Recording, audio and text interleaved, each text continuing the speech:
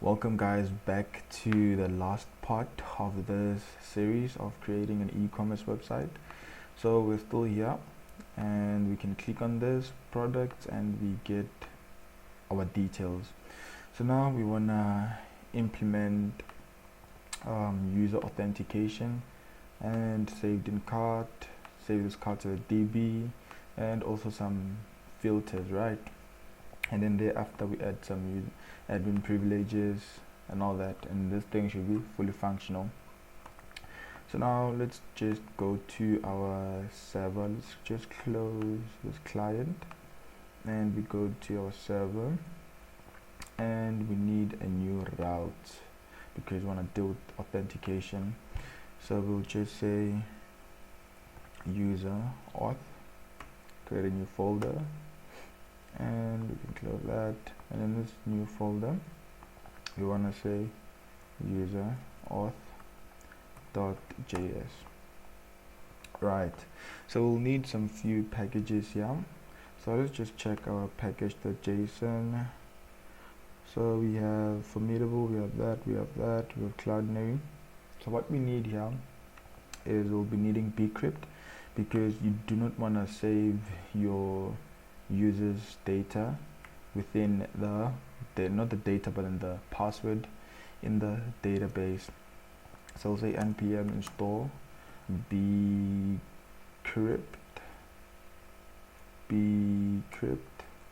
that's bcrypt, and we want JSON web token, and we also want, basically this should be it to get our authentication up and running, right?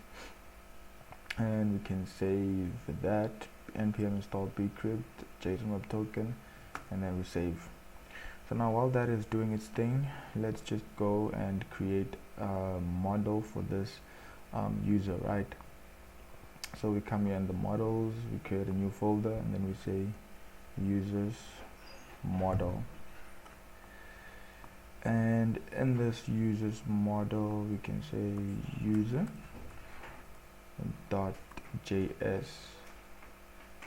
okay, so we just want to say user.js.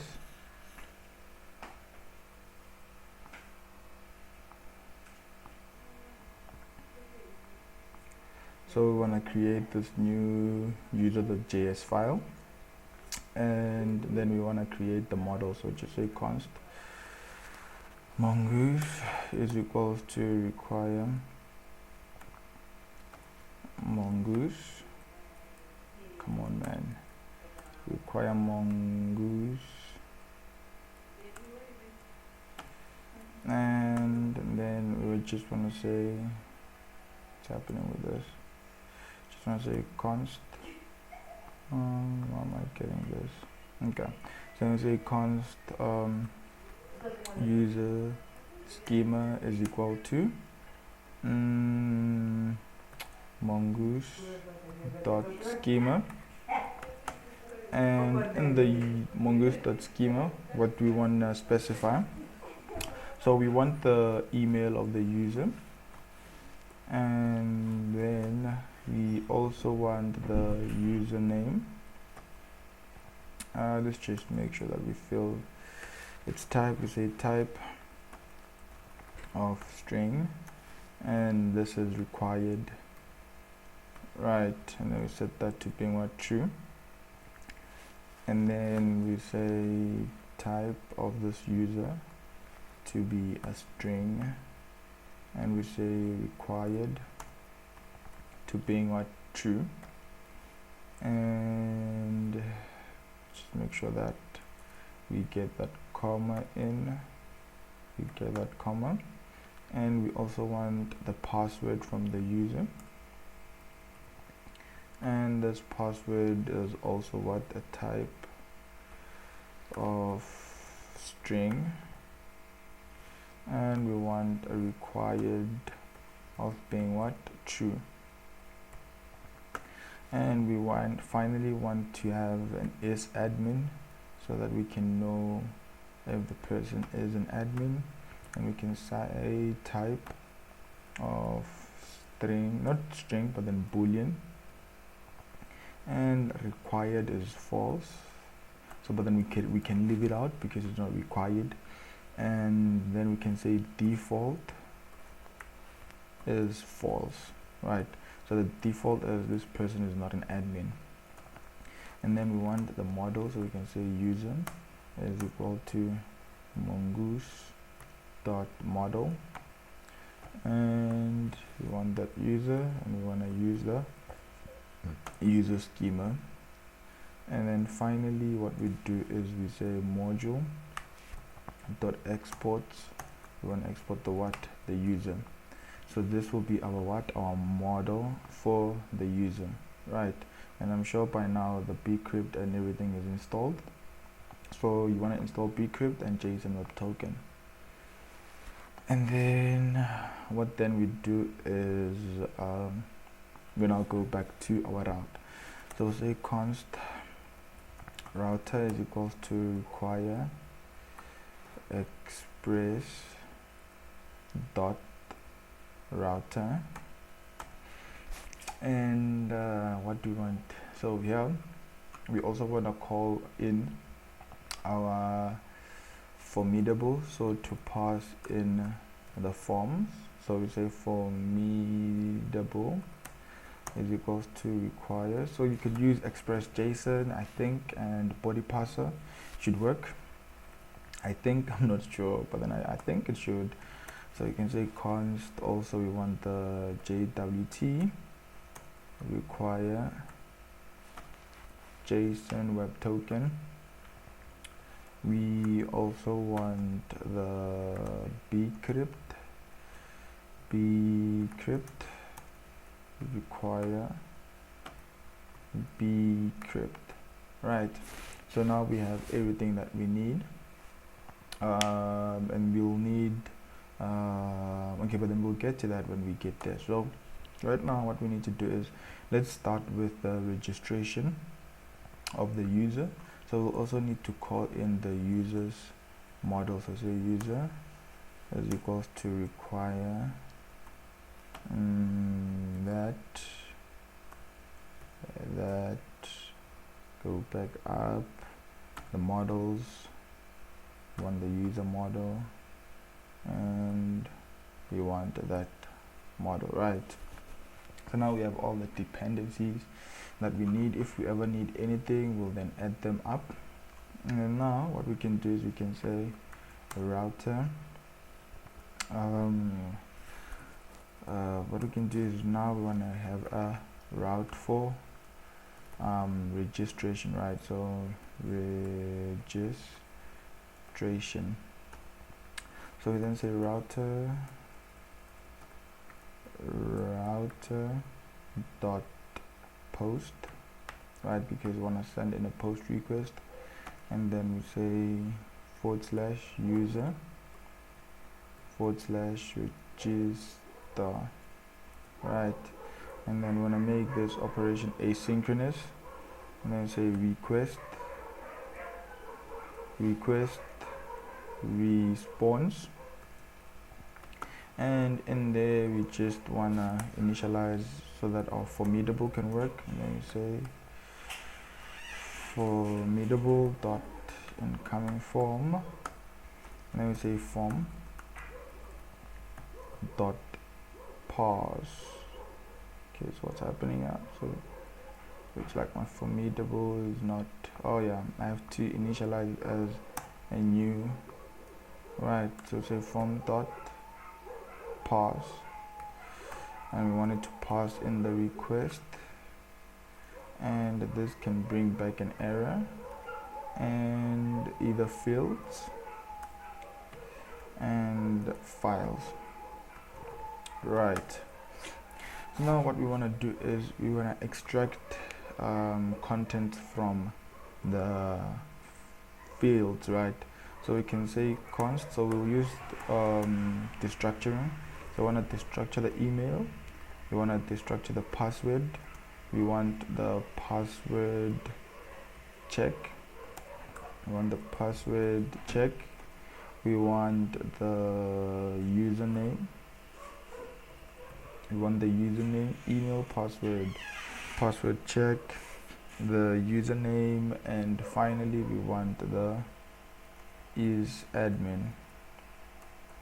Right, so this is what we need, and then all this will be coming from what fields. So you have to make sure that when we call or when we render our front end, the name should be like this, right? So that's something that we need to make sure of. So then what we do is let's just console.log so that we know that everything is coming through just fine before we render out any logic. I'm sure by now you guys realize that I like to do that. This saves a lot of time in debugging and all those sorts. So say password, and we say password check, and we say is admin, right? And so that our what's this? So that our postman won't break, let's just send a message and we say received. Right, so now let's just export this route. The module that exports is equals to router, and let's take it to the what? To the server.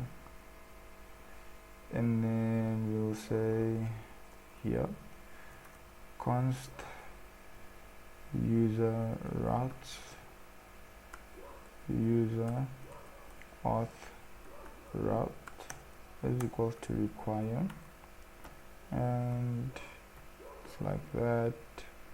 And the route, the user auth, that, and then we come here and we say app.use and say user auth route. So now this should be good to go. Let's open our postman and let's make sure that our server is up and running. So I can close this, and we're getting some errors here, but then it's fine. But then now it's running perfectly, right? Just rerun, and let's see if we run properly while postman is opening up. And this is just fine. Let's wait for postman. This might take a second, and postman is loading. So yeah, and we'll do let's just make sure that we have that URL, which is user registration. Let's come back here, and then now we're up. Right.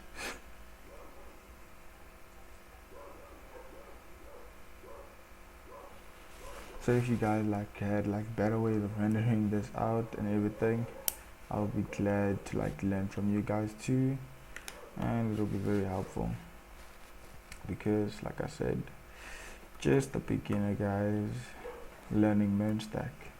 I say 127.0.0.1, that 5000, and we give it that route. So there's a post request. We want to go to the body, form data. We want to make sure that we say email, and the email, let's say junior@gmail.com, and then password, let's say 1234567 password check 1234567. Let's say user name, hopefully I named it like this, username, let's say junior. And what else do I need? I think this is all, right? And this is all.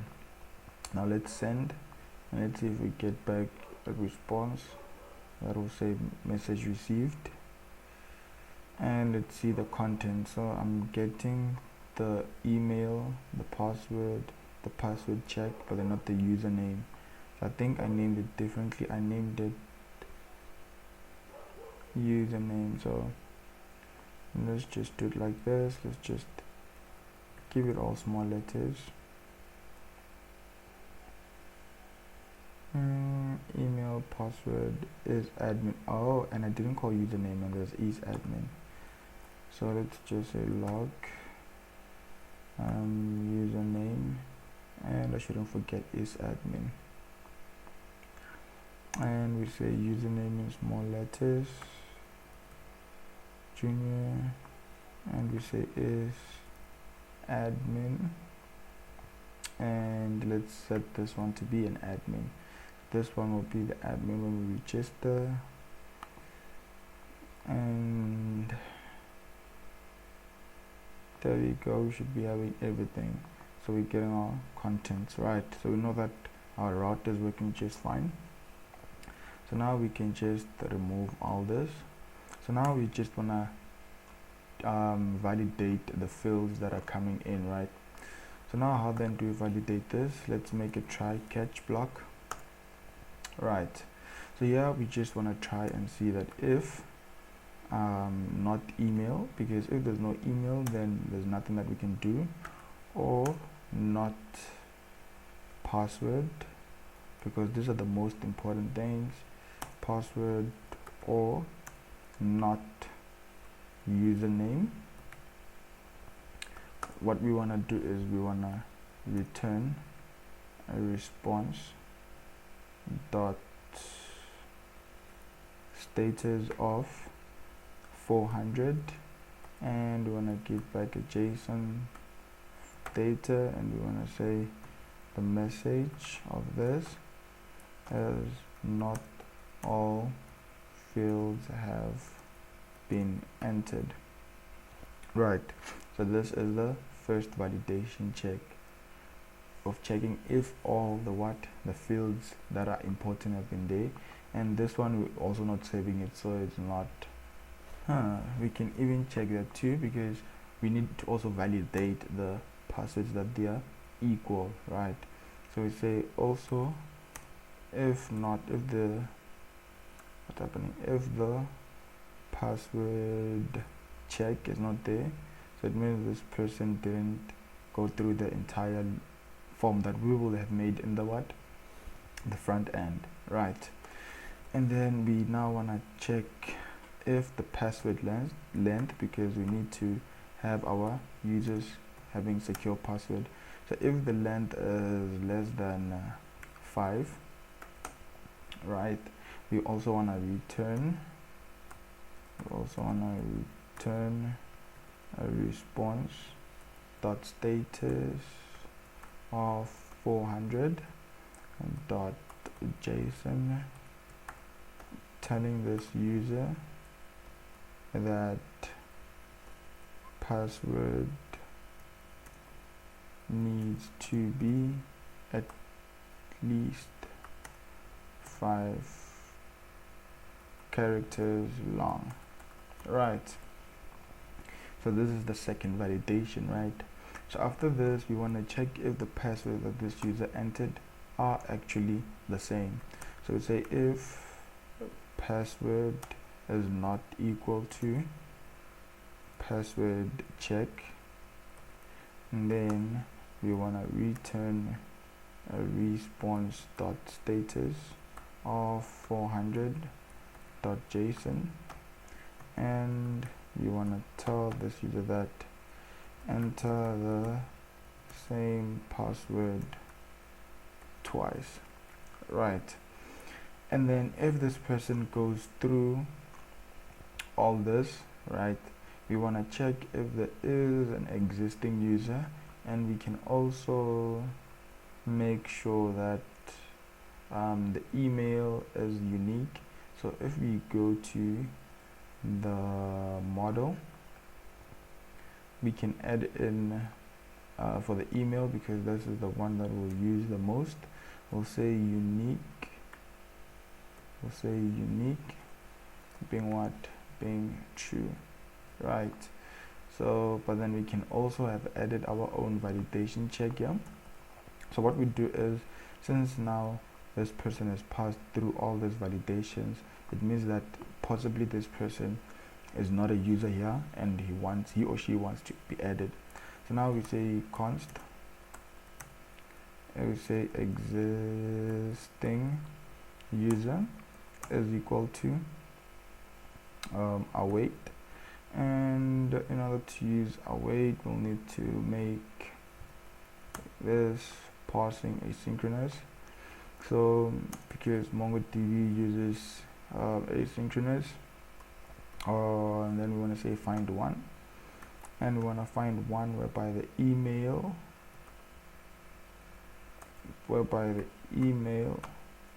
is that email that we have, right? Because that's what we want to find. And then if this user does exist, so if existing user, and then we want to return a response dot status of 400.json, and then we tell this person that account with this email already exists, right? So these are now all the validation checks that we can need in this project. And then let's test these validations, and if then this person passed all this, and then it means that we have to create this user. So now let's just go test this out. And for this catch area, it means maybe there's an error that's happening now. So what we have to do is we want to say return a response dot status of 500, which is an internal server error, I think, if I'm not lying. And then say dot JSON, and in here we want to bring back the error that we are having here, and we'll say error dot message, right? So now let's just go test out those validation checks before we even try and add this user. So we go to Postman and we try, and let's just cancel out email, right? So we expect to get that not all fields have been entered. Yeah, so we get not all fields have been entered. And then if we bring it back and we set the password to being 123,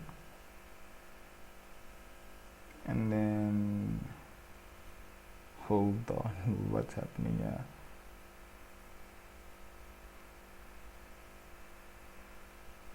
What's happening here? 1 2 3 4 5 6 7 8. Let's just remove that. Okay, so I'm getting an internal server error.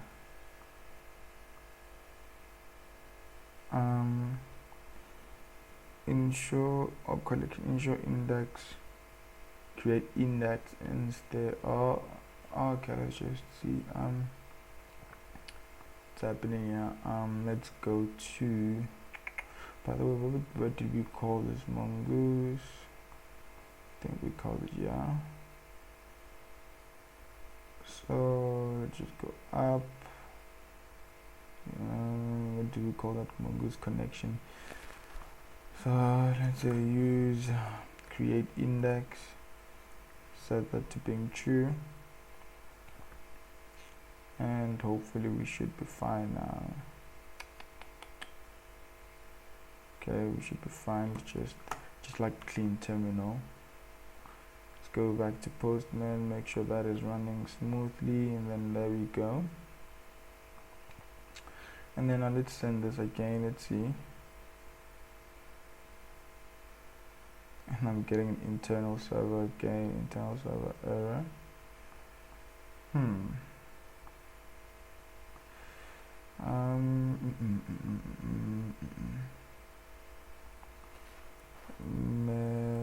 Message. Right, but then I thought that could have been the problem.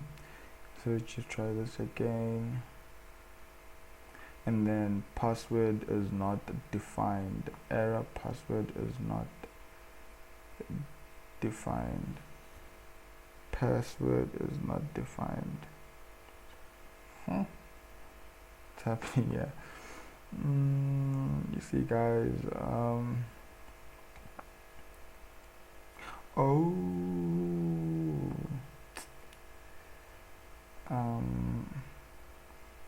I think there was a spelling error here. There was an error there in my spellings and everything. So right now I expect to get a warning that the passwords have to be the same.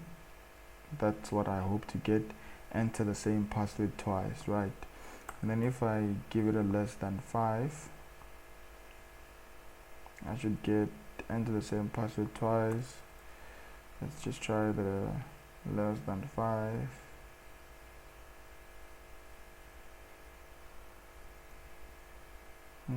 That is going through. Oh, I think did I fix for that one too? Or password less than 5.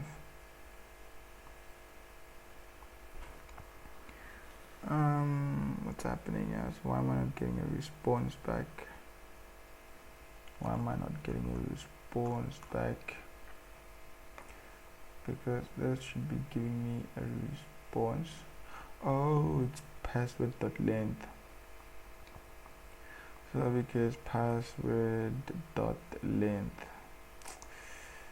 So I'm sure that you guys caught that error there. So let's say 1 2 3 4, and let's say 1 2 3 4 5 6 7 8, and this error should be caught now.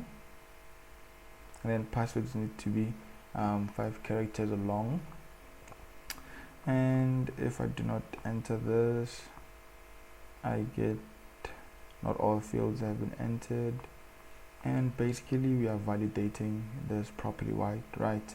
So 5 5 5 6 7 8, right?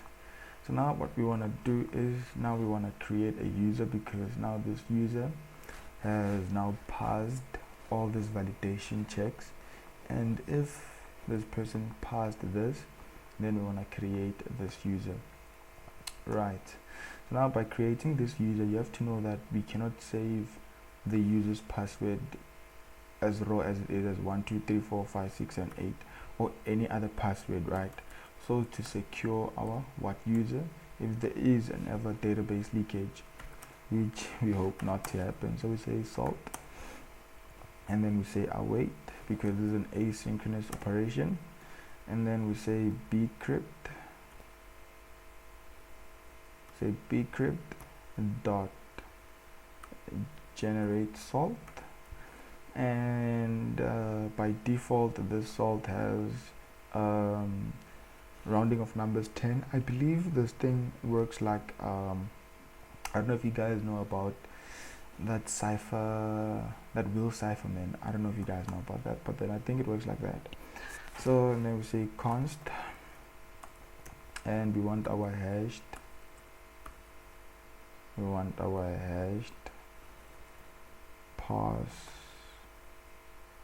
password, and we say await, and then we say bcrypt dot hash, and by hashing we want to pass in 2 parameters, and we want to pass in the password that this user has entered, and we want to give it this salt, right? And this will give us back a whole new different password than the 0 1 2 3 4 5. So let's just console log this out so that you can see this, and then so we say hashed password. So now if we go back and we make this request and we go to the terminal and then look at this password, that 1 2 3 4 5 6 7 8 has now become more secure, and it's now this, which no one can ever crack this unless you know the password, and also the number of rounds that the salt uses. I hope that's maybe how you can crack that. I so believe. So now we want to create this new user, right? So now say const create new user, say new user, and from this new user, what we want to do is we want to take in the email, and we want to take in the username. So let's just make sure that we having this order properly. Let's open our model. Let's just bring the model here the side, and it's email, user, password, and also the what is admin. So for this one we made it true because that's what we want, for this user to be an admin. But then for the other ones in the front end, we'll never have a form where they can create if they're admins or not, and that will be a huge problem in our end. And then we say const now, because now we have, and mistake that I made is the password is not the password, but then it's the hashed password, because we do not want to save the user's password raw as it is, right? So now what we do is we now say saved saved user is equals to await, and then we what say new user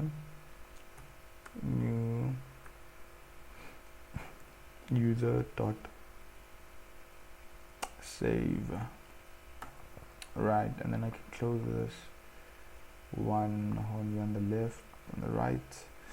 And then now what we want to do is we do that, and then what we want to do is we just want to generate a token for this user, because the moment you register, we want to just send back a token so that you can use that token the moment you busy in the site, so that the user doesn't just log in again. So to make user experience nice, right? So we saved that user, and after saving that user, we want to generate a token, right? Excuse me. So after generating the token, we'll say token is equals to JWT dot sign, and the token, always you want to use the user's ID. You don't want to use the user's password, because a token is not a secure thing like a hash like bcrypt. So never use anything else than the what, than the ID, right? So now we want to generate the token from the user's ID, and then now we need a secret password that will only us and our database will know. So now we come here and we can just go to secure password generator. Yeah, I spelled generator wrong, but then I trust Google algorithms, so we can come to that one. So we just want the most annoying password ever, so we just say characters of 60 characters, and we all want all this junk, and let's say generate. This 60 characters gave me 16. I want 60 characters, right? And then generate, and then I copy this, right? So now we just want to say, just on top of here, we say const secret password, but then note this, guys, you never ever in your life want to save this secret password here. You want to use the .env file. Remember the way we saved our MongoDB and all those things to keep them secure? That's what you do. But then right now, just to make things easy, that will be something that you guys will be tasked to do. because what you'll do is you then say secret password in the .env is equals to this, and you say process.env dot secret password, right? So then say secret password. So now the token will be generated, right? And then finally we now want to respond to this user by sending this user back, by sending the front end back this user so that they can know. So then we say const user is equal to that email, because that email is now registered. We know that this person is now registered, so say email, and we say username, and we say token, right?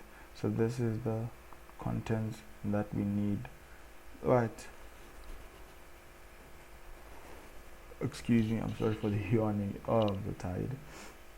And then what we do after doing that, we then return a response dot status of 200.json, and we send back the user. And by this, guys, we successfully have created the most not the most secure, but in a secure registration system and the way we saved our users.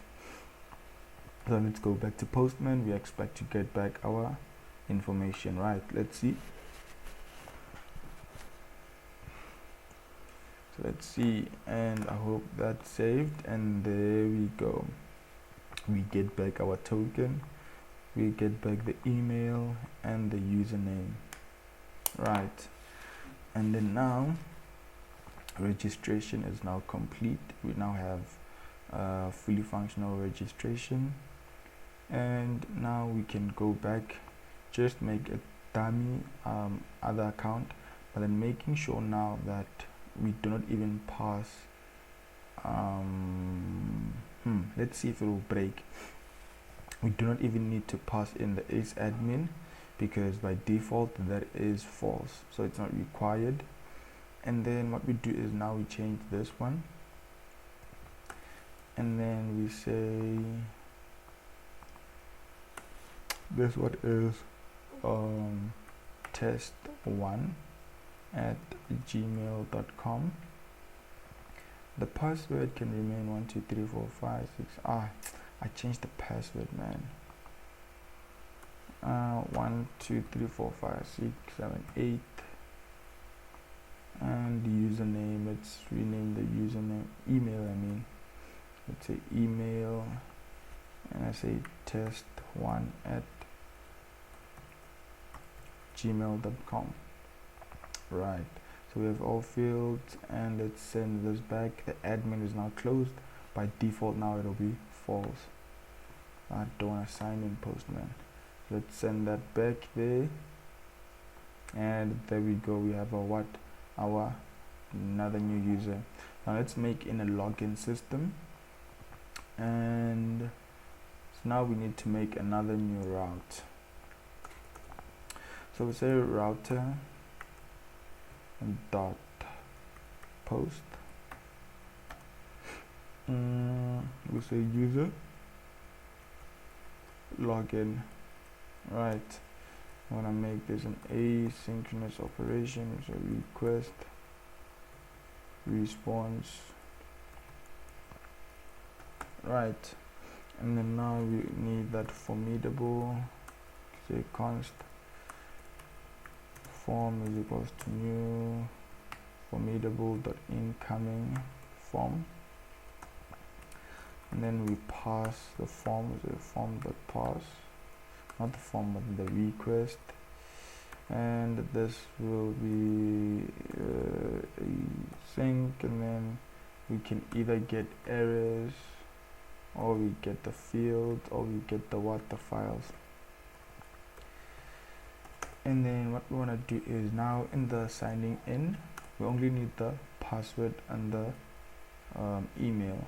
So now we can destructure that, const email and password, that is coming from the fields. So let's log that out just to make sure that also this is coming up just fine. Consider the log email and password, and just that our postman doesn't cry. Just say received. Right, let's go back to postman. We only want the email and the password, so let's just make a new request. Is it http 127.0.0.1 5000/user/login, and we need a body here. Form data, we say email. The email is junior@gmail.com.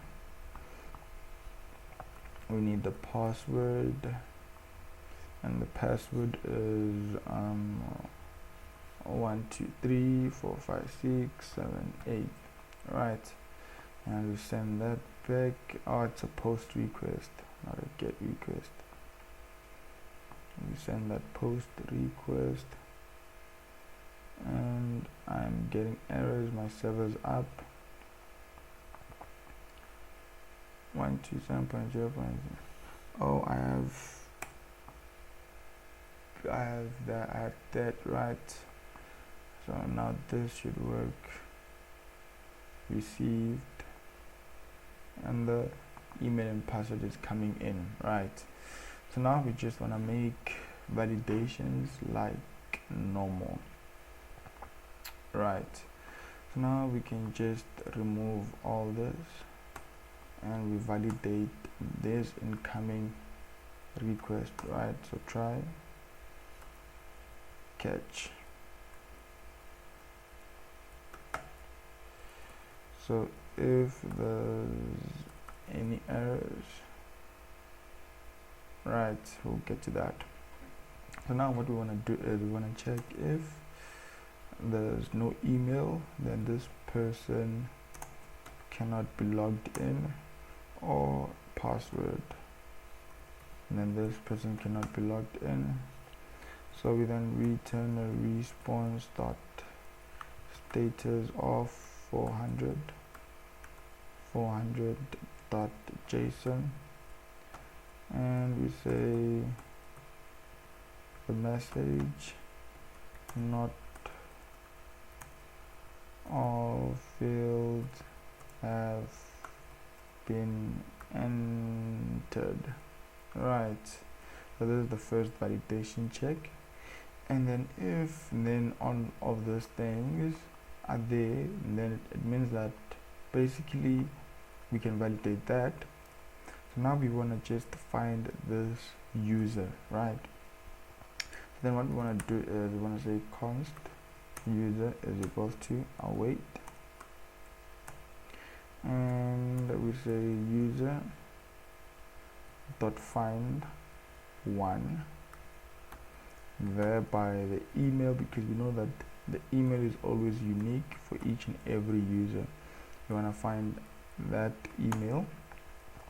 So then if this user does not exist, then we want to do what? We want to return a response dot status of 400 dot JSON, and we tell this user of this that no account with this email has been registered.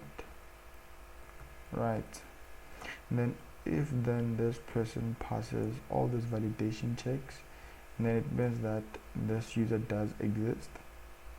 And then what we want to do is we now want to make sure that the password is actually the one that it says it is, because remember that we hashed the password, right? So that is the final check. So we want to check that if So what we do is we say const, we say validated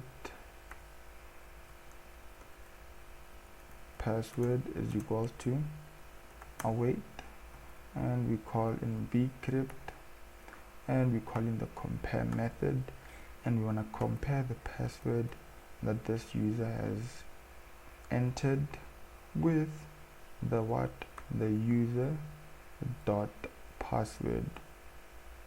Right, so why am I saying user dot password? Because now I know that if then all this succeeded, if this user passed this stage, it means that this user exists. And remember that we have access to the password, the name, and the email, right? So now I want to compare if this password actually was this hashed password was made from this actual password. So then what we do is we then say if not validated password, I want to return a response dot status of 400.json, and then I tell this person that invalid credentials, right? So this is what I want to do. But then if then this person passed all the stages, it means that this person has a what we call, it means that this person has validated himself or herself, and it means that this person is an actual user. So now we want to generate a token for this person when they log in. So I want to say jwt.sign, and then we want to sign using the underscore ID of this user dot underscore ID, and remember that secret password that we want to use, but then remember you have to put it in a .env file. So I can just copy that, so make sure that is always the same secret password, and then I can call it here and then say secret password, and that should be my generated token, right? So after generating the token, I wanna now check, because remember that we wanna make secret routes, right? So due to us wanting to make secret routes to make the admin panel and everything, we wanna give back to the client that this person is an admin by sending in the isAdmin property, and if not, this person is not admin or anything, we just send back a token, right? So then we just then check, say if user dot is admin is equal to what, is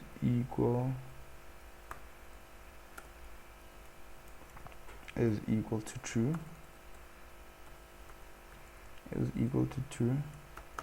I wanna return a response dot status of 200, because the moment we reach this stage, then this person is fully authenticated, and then we want to send back the token, right? And then after sending back the token, we want to send in information about this user. We then send in the ID, and the ID being the user dot underscore ID.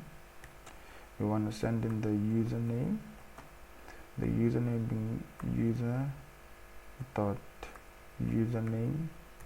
We want to send in isAdmin, because we know that this person is admin based on our check there, that is admin, and then basically this will be our response.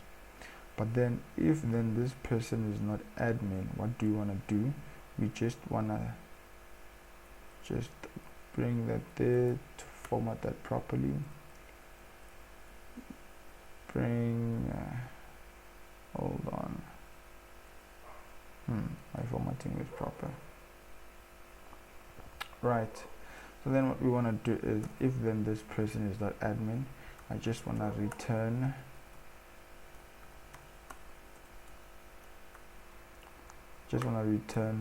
a response dot status of 200.json, and in this JSON I want to send back the token, and just for the client to know who this person is, we send in the ID, say user dot underscore ID, and we send in the username.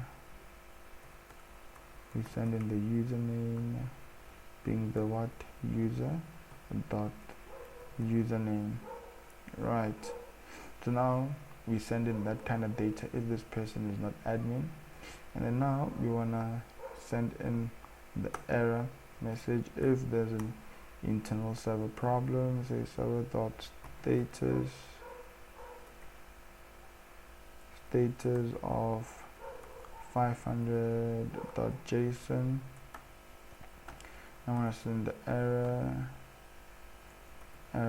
dot message. Right, now let's test this out, and then we should be done with our user authentication. Let's see this error that are coming up here.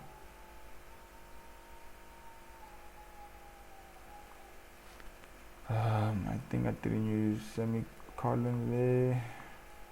Let's fix that. Right, and that should be fine. Let's clean up this terminal, and let's see if we get now a well working project. There we go. So now our user auth is now good. Now let's try and log in. Right, so let's just leave out the email. Let's see if our checks are now doing as we want. Not all fields have been entered. That's correct. So now let's send in all fields, and we should get invalid credentials. That's it. And let's send in 1 2 3 4 5 6 7 8. 1 2 3 4 5 6 7 8. And now I expect to get in exactly what I need, but then now I am not getting the is admin, and why is that? So let's just go back there, and let's see, user dot is admin.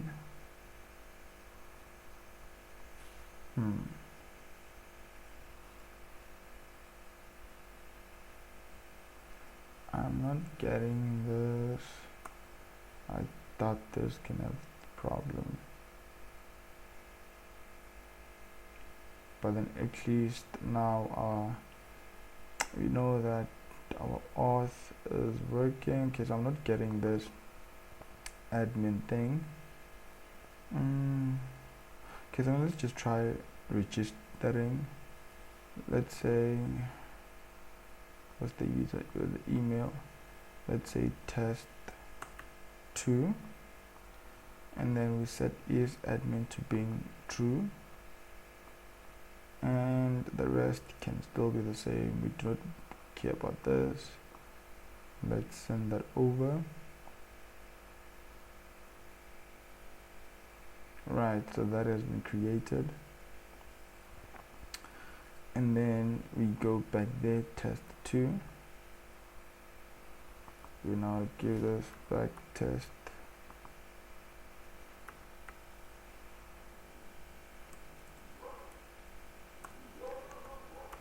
Test2 at gmail.com, and the password is 1 2 3 4 5 6 7 8, and we send that back. We're getting the token, we're not getting is admin. That's weird.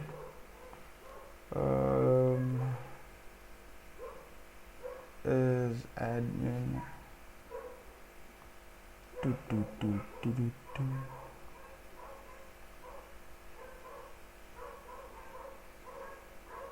Okay, hold on, let's see. Console dot log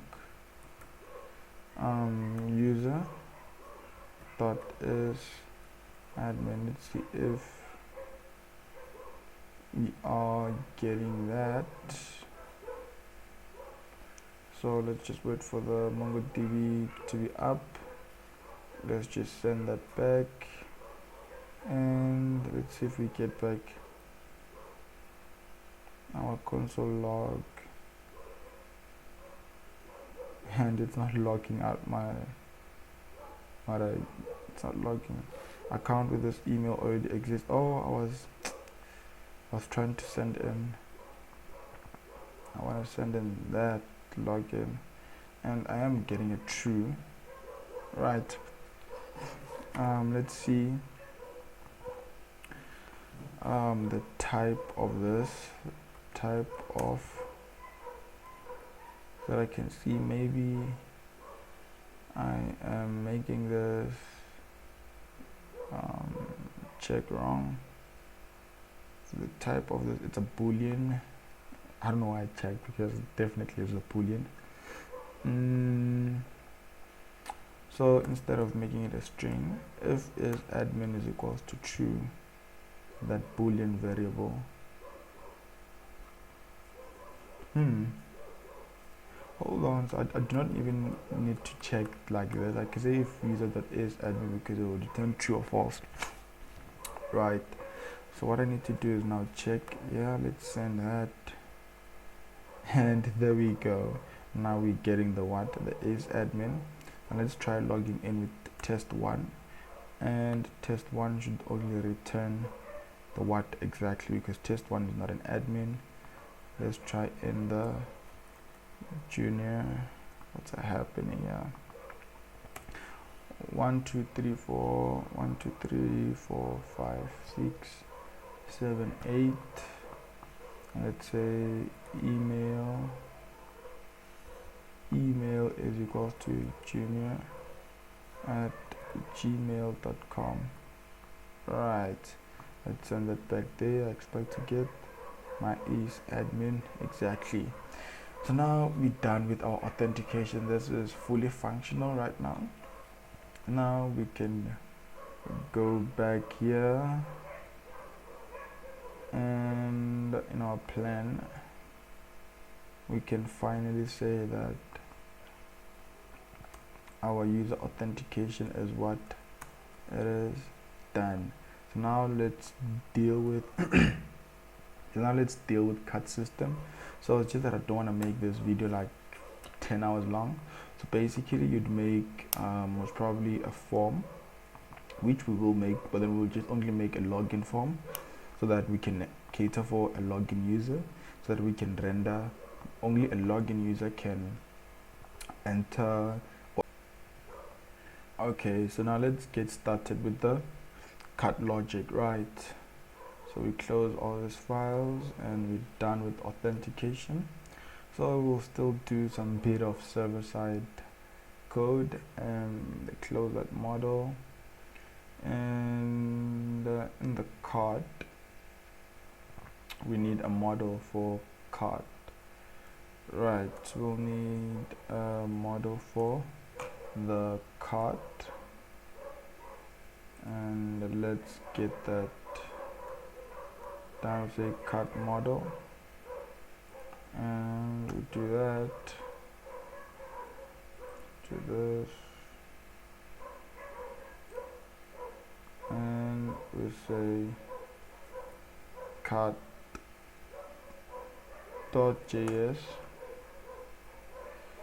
So in here we need to have our model. Right, so here we say const, and what we need is we need the mongoose is equal to require mongoose, and from there what we need to do is we have to say const cart schema. So So we're not gonna be saving the cart into the cookie or even into the local storage, because that can, when you like making this, like for example, for it to be like launched on a live server or anything, for security reasons, it's not really that safe.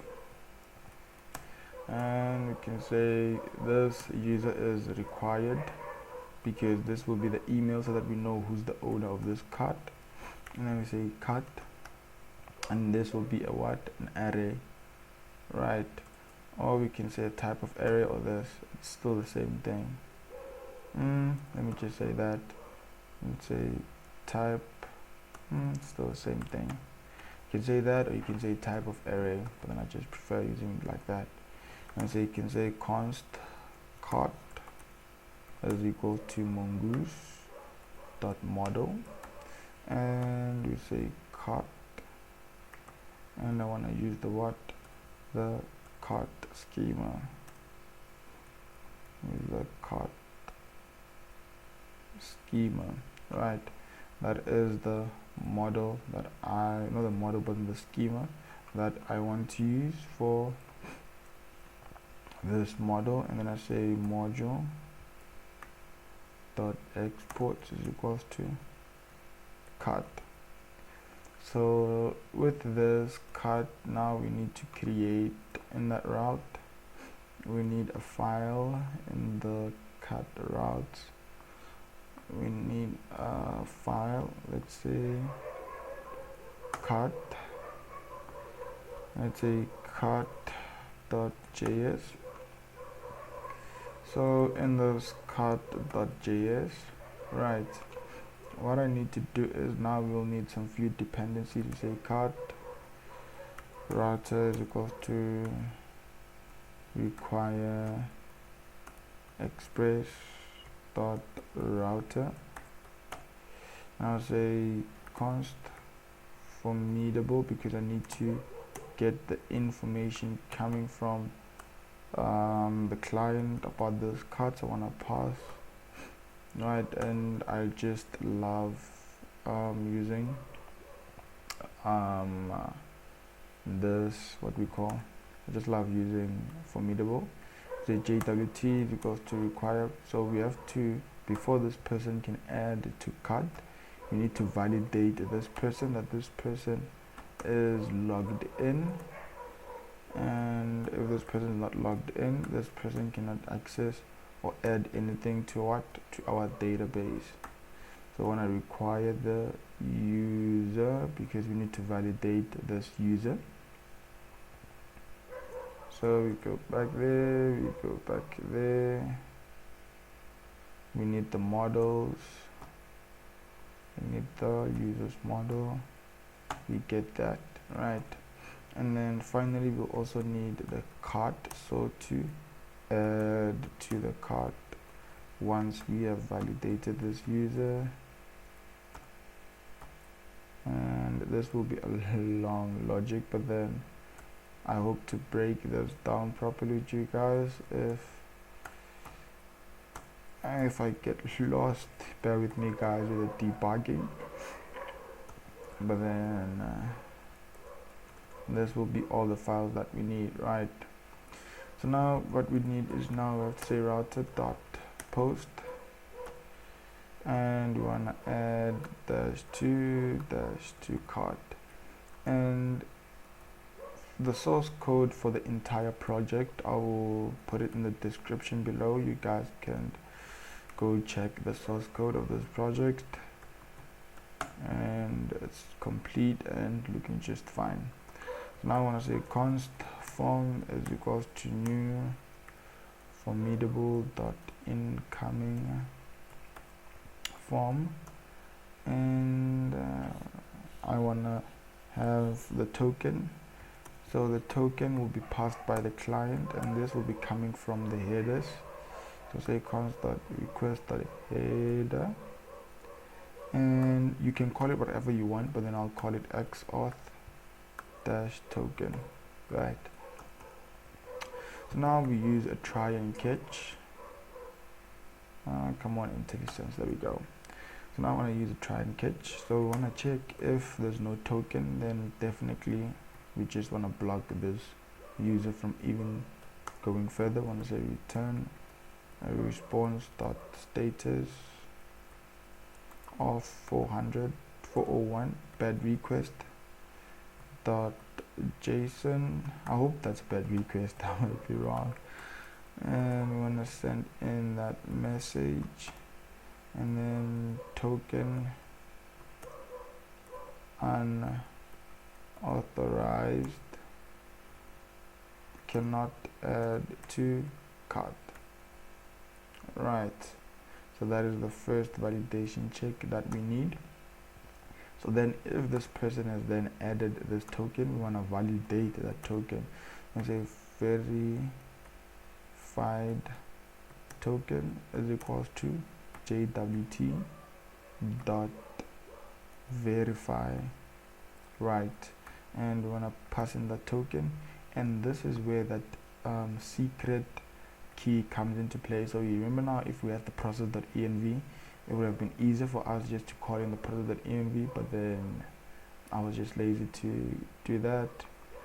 And you can just copy this and make sure that it should be exactly as it was when you sent, and the way you validate it should be exactly. So we'll just have this one here, but then remember you want to put it in the .env file, right? And then we say verified token, and then we pass in the secret password. Only us can know, hence this makes it a bit safer. So now we want to check, so this will bring back a boolean variable for us. So we check if not verified. So I want to check if not verified token. We want to return a 401 like this one. We can just copy this, I'll copy that, we return that, and that will be if this person doesn't have a verified what we call token, right? So then if this person passes this check, what do you want to do? You want to find this user, because let me just show you guys, because this then will bring us back an ID, right? So if I were to print out the verified token, let's just say return a response just for now, and then we say JSON, and then we pass in this verified token, right? And then now let's get this module so that you can see what this verified token brings to us. Router module export, and then we go to our server, and we want to give that, let's go to server, where's this, and we want to say const cut route is equals to require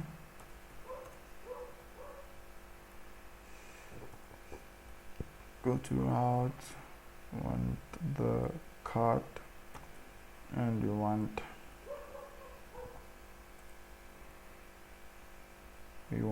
that cart, man, right? And then what we do is we say app.use, and we say cart route. So now let's see, let's just go check the URL. So it's add to cart. So let me just make sure that I copy this properly. But you guys, let's see, our server's giving me back errors. Oh yeah, I should say required true in the model. So it's required of true, and that should be fine. Now let's just have a clean terminal. So while we do that, now we can close this thing. I can just do that, make that, so add to cart. So now I need an auth key, So make sure that you copy this token, because this is the token that we'll need so that we can be validated. And then in the headers, I can make an X auth dash token, and then I pass it through there, and then I make a post request with nothing. There's no need to pass in anything right now. I make a post request, and now we send that. Let's see what this thing returns. You can see it returns back the ID of this user and the issued time date, I think. So now we want to use this ID to actually find this user, so that we can get the user's user email, so that we can save into the cart collection, right? So now what we want to do is just remove that. So now we want to find this user, and say const user is equals to await, and then user dot find one, whereby the ID is equal to the verified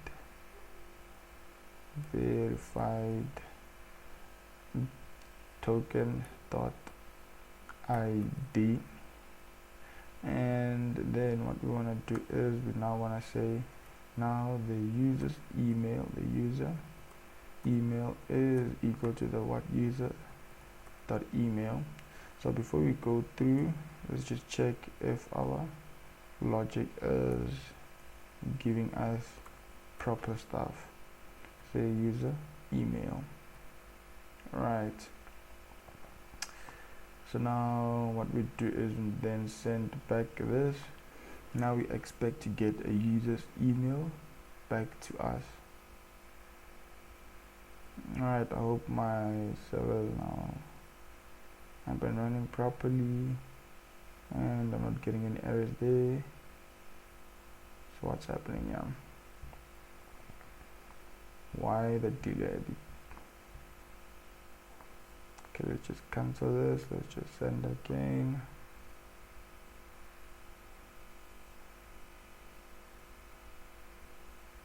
Come on, come on, come on.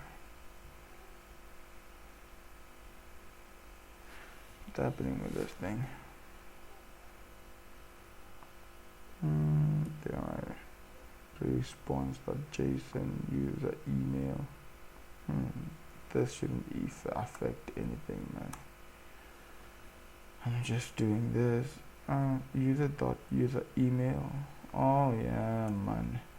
It's user dot email. That could have broke. That would have been broken, yeah. So because in the database we saved email instead of user email. So come on, send me back the information. Come on, man. Okay, it's fine. So what we can do, okay, it's getting errors response unexpected identifier. What's happening?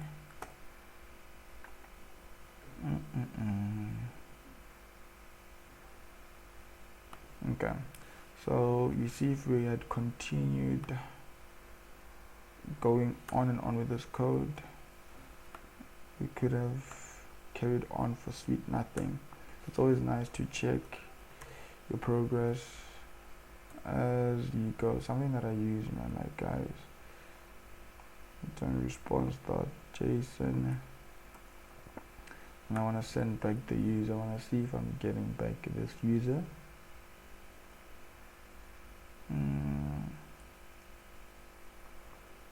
Let's send back this user. Okay, that's giving me now.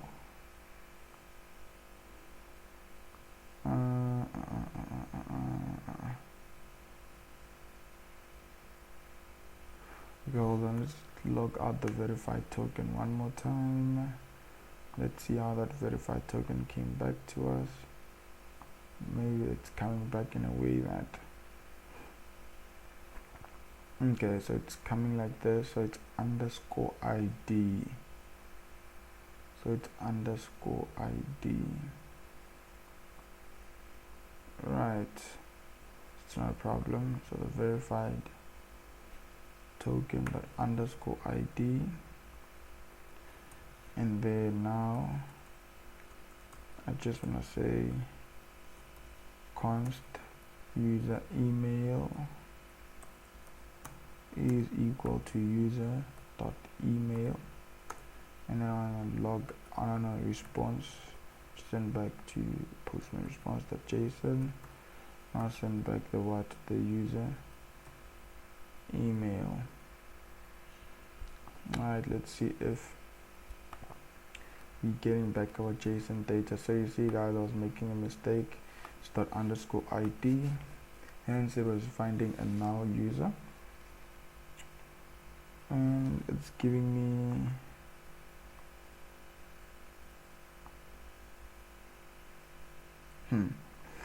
let's just log out the user. So this is a process, guys, struggle that I go through whenever I'm building projects. So let's just send back this. Let's see how back our user comes back. So I should be able to extract this like this, man, because this is the user now. Or maybe I'm writing it wrong, maybe there's a syntax error somewhere. So user.email, oh, I'm saying user email. It should be user.email, and now the user email. Now it should work, guys. Now this should work. What error am I getting here?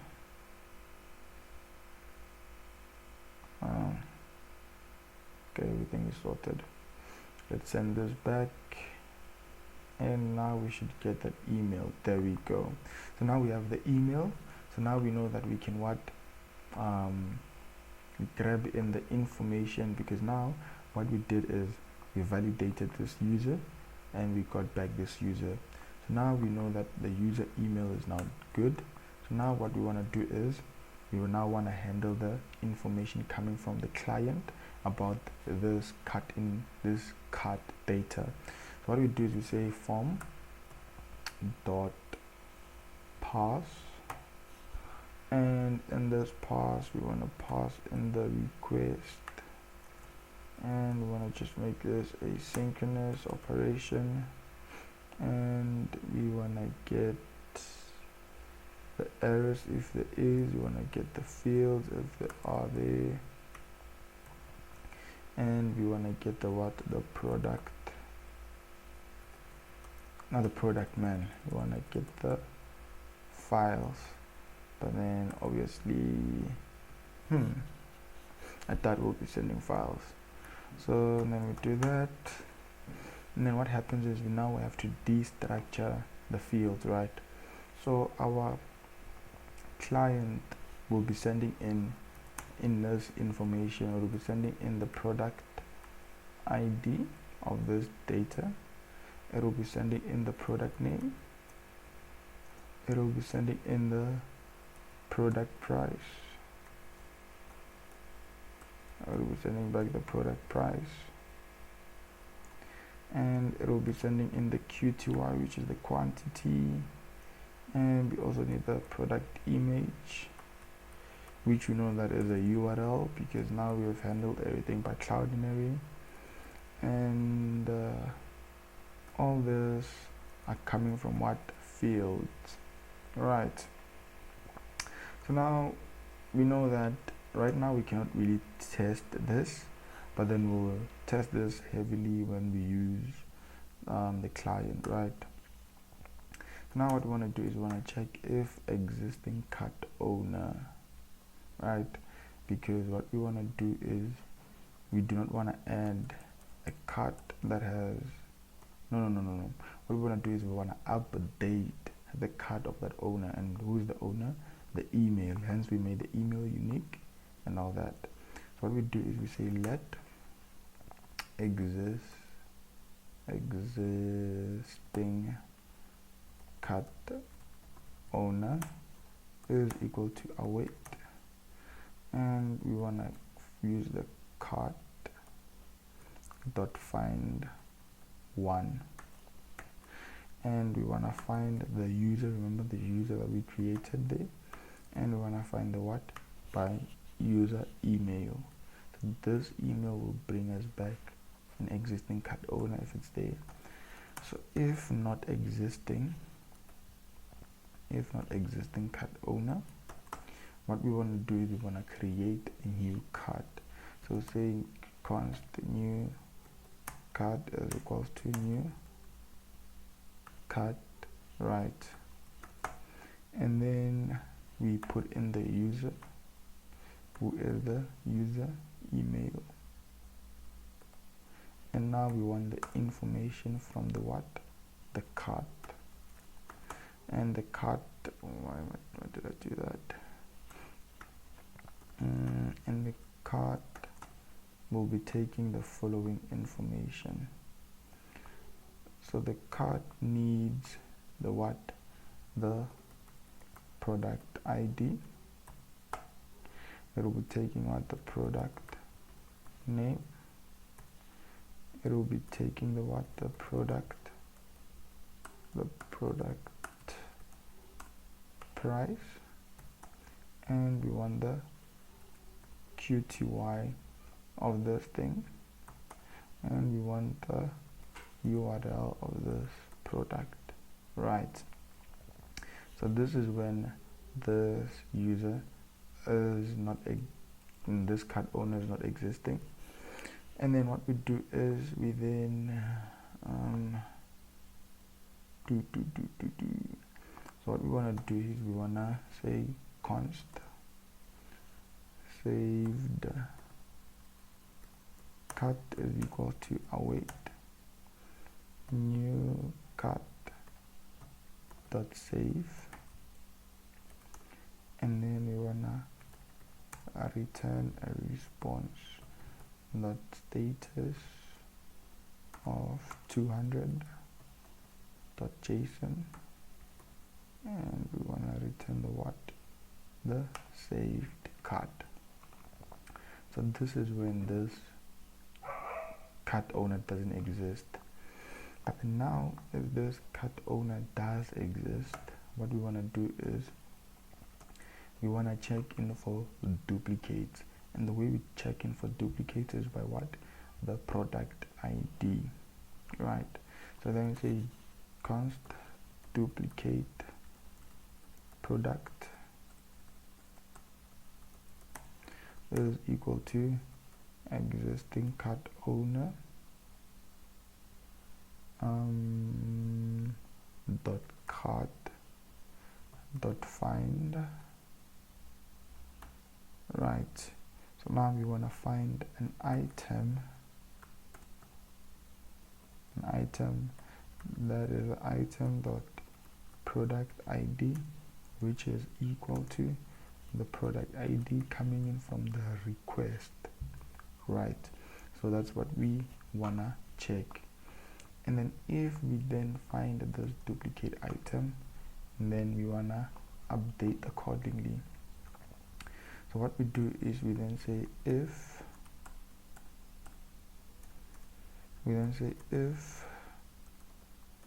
duplicate product, what we want to do is we just need a const container that will be holding this product, and what we do is we then say product ID, product name, product. So this order is not really necessary, but then I'm just trying to maintain the way I did it above, so just for consistency. And then product image, right? So this is what I need. And then what I do is I need to update this container with the I need to update this product that I found here with this one, because this one is coming back with a new quantity, because the key here is updating the quantity without adding. For example, if I have two shirts, if I have a shirt, a red shirt, right, with a quantity of 1, no, let's say quantity of 3, right, and then if I want to update that to be 5, I do not want to have 8 shirts there. I just want to take in the 1 with the 5 shirts and then put it there, right? So that's what I want to achieve with this. I hope that made sense. So then what I do is I then say const updated cart is equals to existing cart owner dot cart, because I want to map through the cart. I hope you remember the schema. The schema has the user and the cart. I'll say existing cart dot map. So I want to find that item. I say item dot product ID, which is equal to my product ID coming in from the client, product ID. And if that is the case, I want to replace this one with my new but then product. And then I say what if that's not the case, I just keep the item, right? And then what then we do finally is, after doing that, we wanna have this existing cart to be equal to the updated cart, because now I've updated. If then the product was there, I've removed that product, because I had 5 items in my cart. I had a shirt, a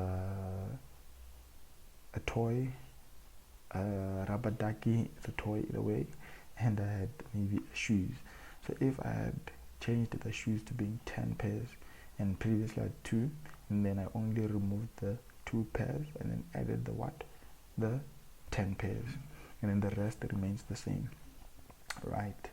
And then after doing that, what I then do is I now wanna save this cart back, but then I wanna update. So then I wanna say const new cart entry is equal to existing cart owner, right? And is this necessary? Yes, no, but then we'll find out. And then I say let my document to be equal to await, and I say cart dot find one and update, and I want to find one of the, so here is key, you want to find the cart of the existing owner.id. You do not want to update other cards, right? So then you say underscore ID, because this card has its own ID. So you say existing owner dot underscore ID, and you pass in a parameter. What do you want to update it with? You want to update this with the existing owner. And finally, what we do is we then pass in what parameter that will be new is true, right? And then like this, then we successfully updated this card, and we can just return a response, and we can say return response dot status of 200 dot JSON and that document, right? And then like that, then we did update this whole thing. But then it doesn't end here, guys, because remember here it was if there is any duplicates. So what if then there were not any duplicates? How then do we handle that? So what we do is we just use what's this called, man? I forgot that name, but then some ES6 trick. So we'll say const container, it's spreading. Yeah, we use the spread operator. So then now we can just copy all these items because this is coming from the request, right? So this is what we need to add to the cart, but then also maintain the cart state. So what we do is say const updated cart is equal to, we maintain the existing cart owner dot cart, but then now I want to add the container in the mix, right?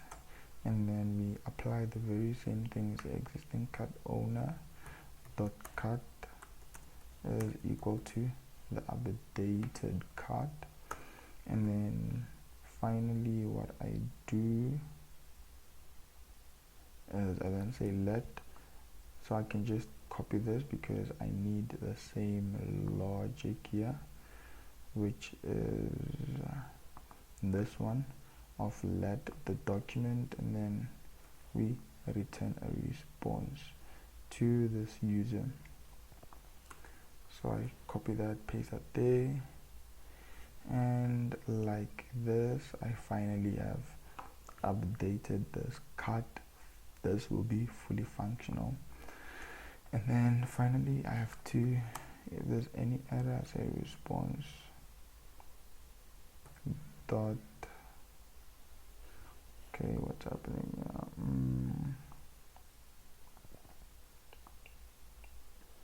Response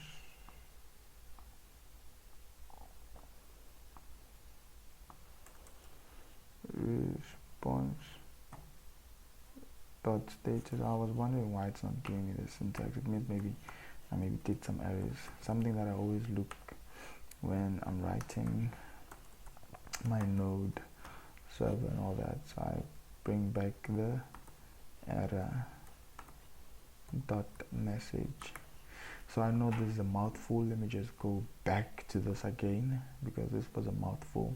So what we did here, remember this should come from the process.env, the secret password exactly as it is. So then what we did is we now took in the token from the XAuth token. So this could be any name that you could have written, but then I'm just like to use XAuth token for my tokens. And then I want to validate the token. So I first check if the token is given. If it's not given, then I block this user from adding to my cart. So if the token is given, I want to verify this token with the secret password, right? And then if then this token is not verified, then I also want to block this user because I know that this token is wrong or someone is trying to hack us, maybe, right? And then if then this user passes here, what I want to do is I want to find this user because I am getting back the ID of this user. So I'll find the user with the find one operator. And the moment I find this user, I now have access to the document. So I can use the email to now pass it here so that I can add this email to the cart. So then finally what I do is I now use my parser to pass the details coming from the client side, because the client will give me the product ID, the product name, the product price, the quantity, and the image, right? And all these are coming from field. Image will be a URL. Remember, we sent the image and saved it to Cloudinary, and Cloudinary gives us back a URL. And then finally is, why I keep on saying finally, I don't know. But then what we then do is, now we want to check if we do have an existing owner of a cart. So now we know that we have a unique email. So everyone in the cart database, the email represents a unique user. So now we want to check if this user is not existing, and then I just want to create a new cart for this user, and then we save it. That was just basic, right? And then find not, and then thereafter, if then this user does exist, what I want to do is I first want to check if there are duplicate products, because a user can be having, let's say, 3 items. We have shoes, shirts, and jeans. So let's say you had those 3. I want to check if there's any jeans related to my to the product ID, because each and every product has a unique ID. So I want to check if there is that product there. So now let's say that you had jeans that had a quantity of 2. So now if there is a duplicate, what do I want to do now? In the new order that you made, or the new add to cart action that you made, you change the 2 to being 5, right? So instead of having 7 products, now I just want to update the quantity. And how do I update the quantity? I remove the one which has the product ID. I remove because remember, this will be objects, there will be arrays of objects. So I want to remove that object which has the product ID of this, and then insert it with this one, the container. So now how do I do that? I then map through the existing cart, right? And then after mapping through the existing cart, I now check for the product ID that is equal to the product ID coming from what? The client, because the client will give me that, oh, this person is adding a new product of ID 155.7, something like that. And if then that exists, I want to remove that object with this object, and then if not, I just want to maintain this object, right? And then what then I want to do is I want to update this cart with this one. So I replace, hence I made, if you saw, I made this existing cart owner to be let instead of constant, because if I said constant, I would have came across some errors, right? And then finally, what we do is we now want to make a new entry. So now we save this one here, which I doubt that we needed, to be honest. And then yeah, I doubt we needed this. So what we do is we then want to find one and update using the mongoose function, right? So now we want to find the existing cart owner's ID, because each and every cart will have its own ID which is unique. So we want to find this cart there, because that is the old cart. Remember, when each and every operation that we did up, it didn't affect the database, right? So now it's when we want to affect the database. So we want to find that cart here, we want to find one and update it with this existing cart owner, and then we set a new to being true, so that we can return a response of that document, right? And then there finally is, if then this, there was no duplicate, because here it was the logic of a duplicate object being there. So if there's no duplicate object, I just want the container coming from the client side, because the client would give me this properties, right? So then what I want to do is I want to use the spread operator. I want to maintain the objects in the cart, that is your jeans, your shirt, and your shoes. And now you added a product of what? A cap. So I do not want to affect this one stays the same, but I want to add the cap. So then what I do is I just use the spread operator, and then I have this one here, and then I update the cart, and then with this one, and then I use the same function of find one and update, and then I return a response, and then I catch any errors that will be there. Now this is the cart functionality. So now what we want to do is we want to handle the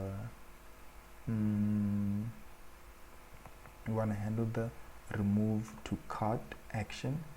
So now how we do this is we then say router dot post, and we say remove to cart. I believe that this now it will be like too much info. I'm tempted to cut the video after making this happen, and then thereafter we can handle, okay, so it's add to cart. When I can add to cart, I will need a form for also the register for login, and finally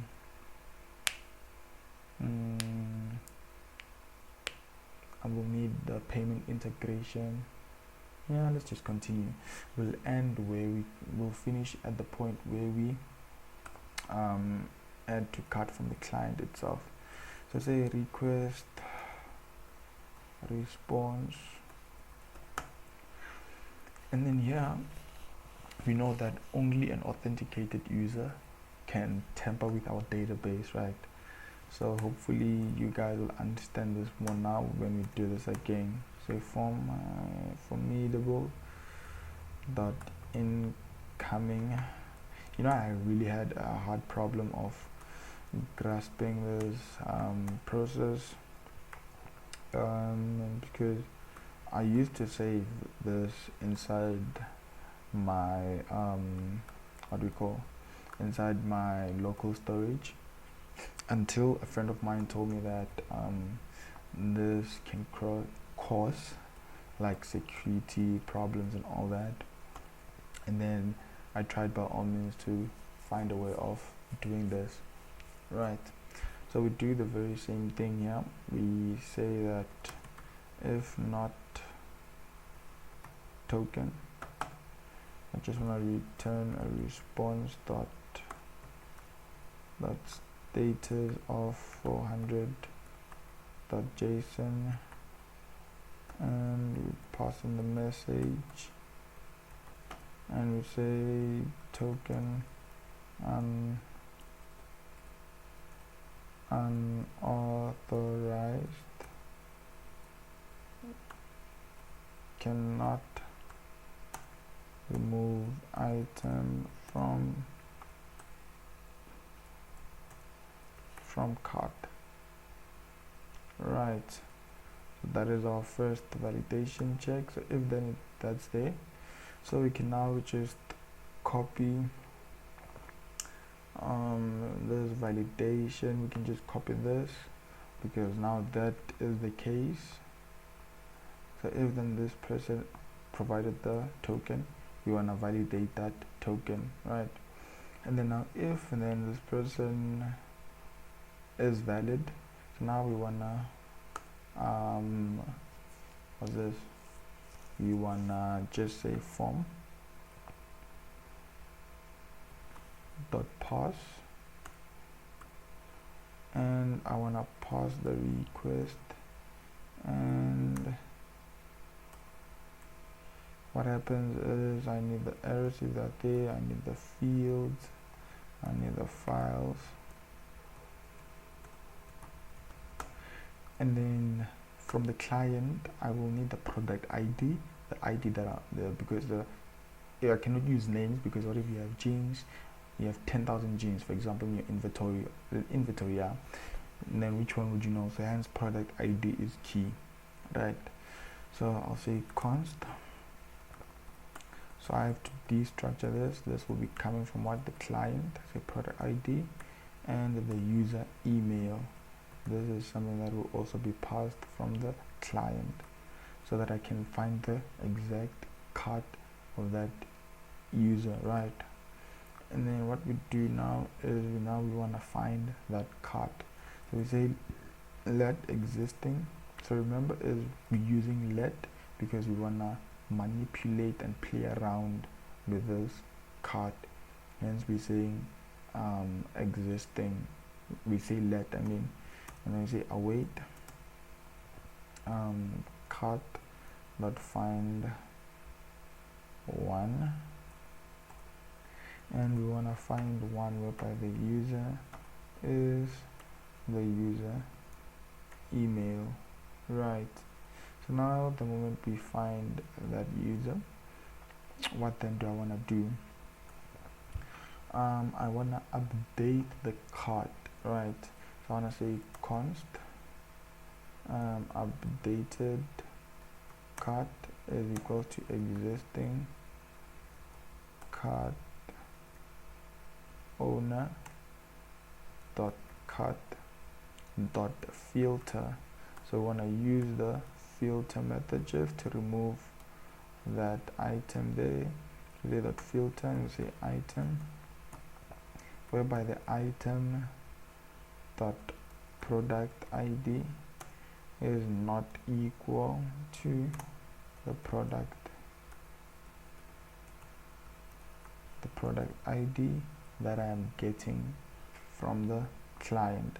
So now we'll have our updated cart, and then now we will just want to say existing.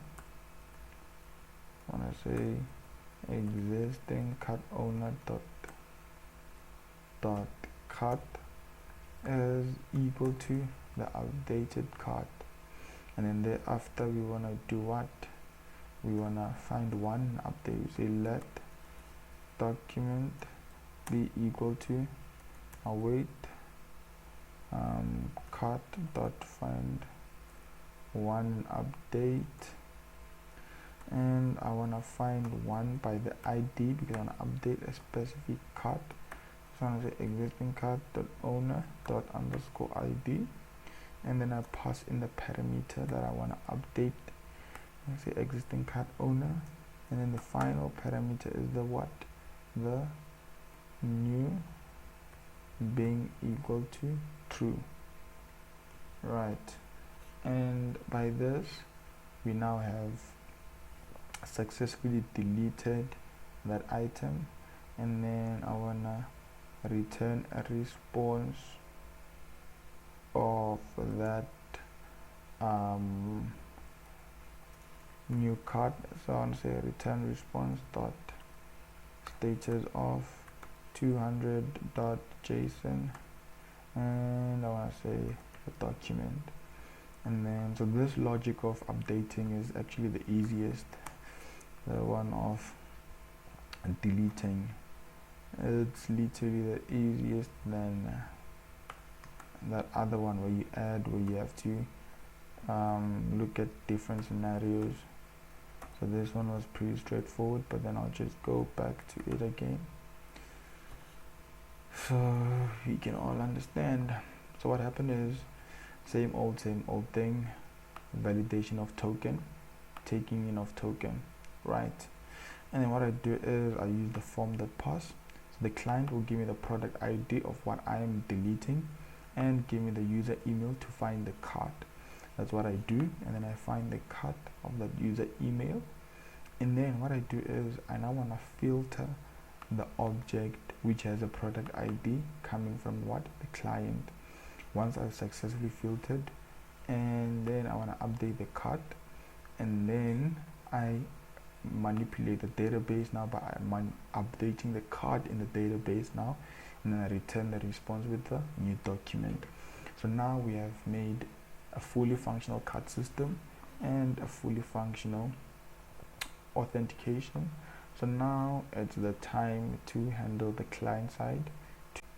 Okay, so now let's go to our client folder. Let's make the form, and we'll handle the add to cart button and everything, and our part 3, and then finally we'll have a part 4. Initially I said this will be 2 parts, but then I just saw that it will be long videos and it's not really nice watching 5-hour video, yeah, and all those sorts. So this is what we do is now in our SRC. Okay, now let's say log in, so you guys can make a register form because the rest is still the same and I just don't want it to be repetitive. So we just say RFCE and my snippets my snippets are not coming up, oh my lord. Okay, RFCE, and then I say class name is equals to register form underscore container. So we only need the name and the email, and we only need the email and also the password. So it will be a short form, so we'll say label,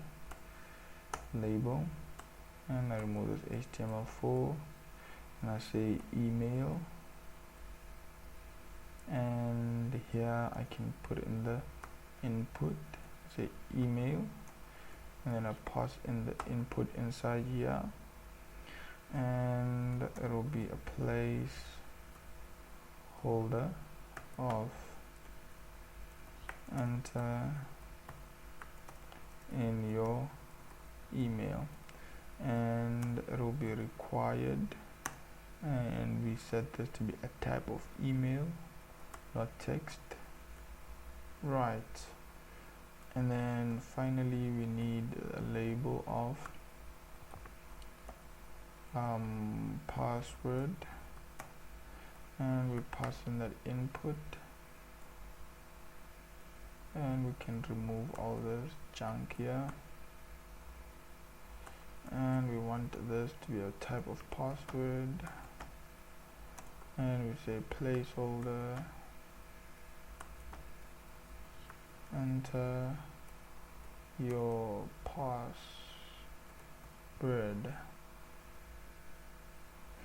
That should be it. And then now what I do is I now take this login, I send it to that app. So in here we say routes,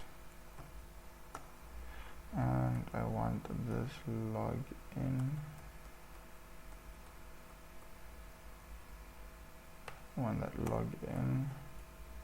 I just also want to pass in that nav bar so that when we style this looks appropriate, and we say path to /user/login, and then here we can just make a button of saying login of type submit, submit, and finally down here do I react around it down? Yes. So import link from react router dash down, and down here you can have an h4, you can say do not have an account with After Dark.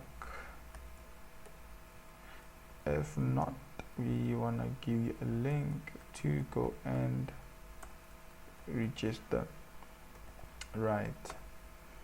And then we say sign up here. So let's just wrap this inside an h5.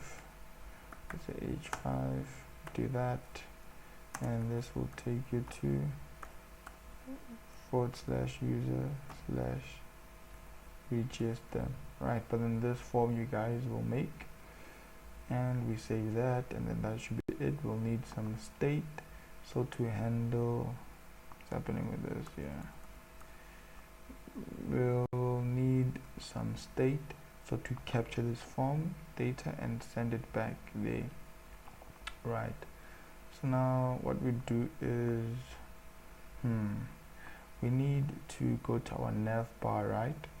In our desktop, remember the sign in and register. Where is that sign in and register?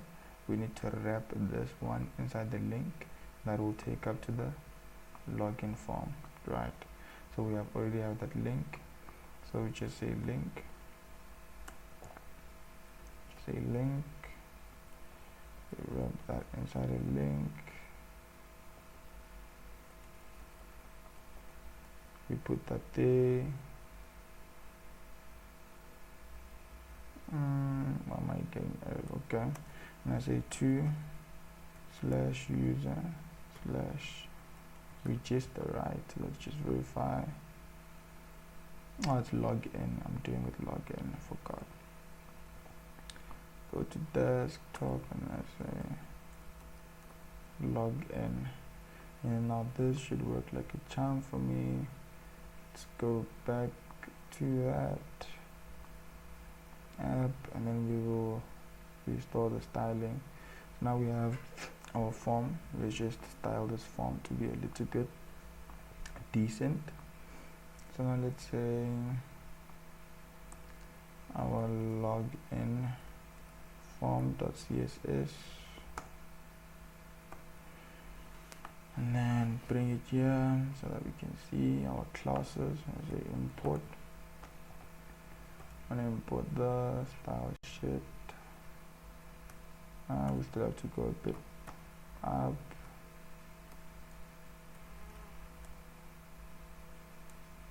Style sheet slash login form.css. Okay, so I'm sending it into a wrong file, man. Not in the desktop, but then in the login. I was wondering why that CSS is big.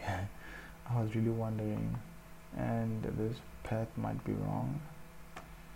So I'll give it like that, and exactly give it that, and say login form.css. So what I want to do is I want to give this form a class name, and I say, and why did I say register there? I don't know. So I say form underscore container. So what I want to do is, either way that won't work as for my CSS, so I'll just take this one and okay, let's see what's happening. Okay, so let's just say form underscore container. I want to display me flex, and I want to say flex direction column.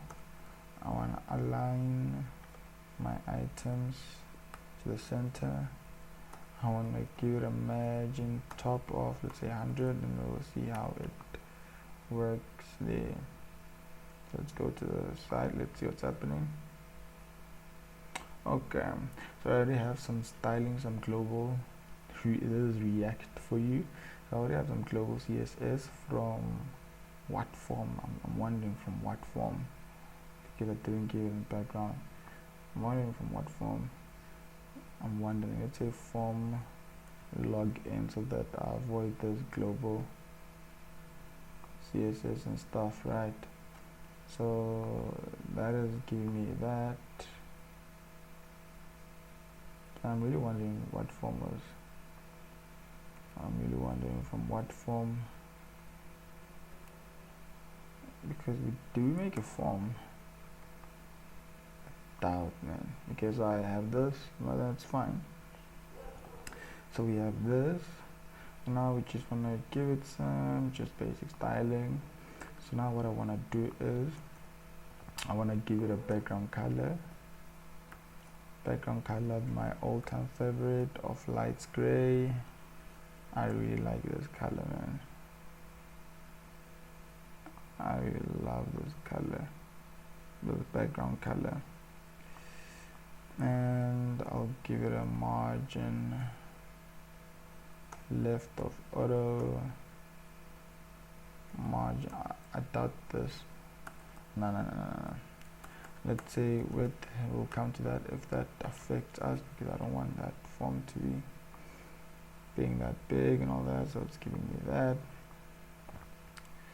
So then what I do is I then say margin left of auto, margin right of auto. Hopefully that affected me properly. There we go.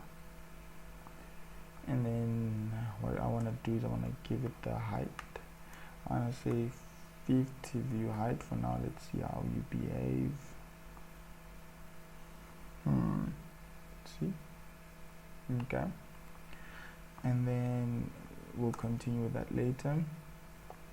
So now what I want to do is in that label,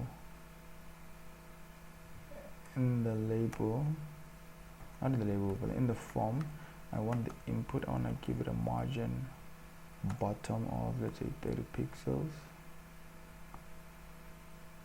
It's not hooking that properly.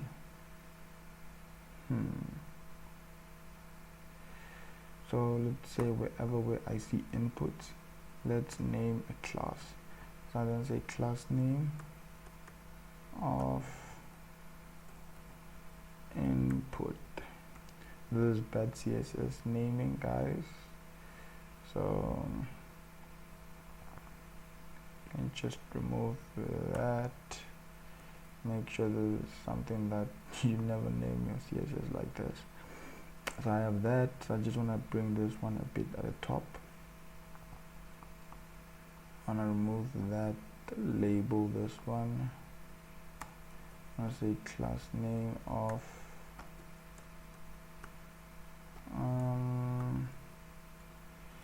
email label. This is better than a dot, but this is better than CSS naming.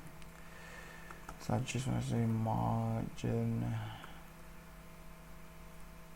top of 20 pixels, and I also want to say that for that one, and I have that spacing at the top.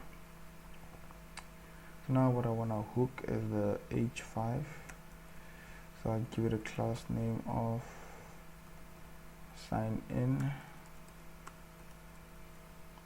I just want to take it a bit to the bottom, so and then say sign in. I'll give it a margin top of 30 pixels.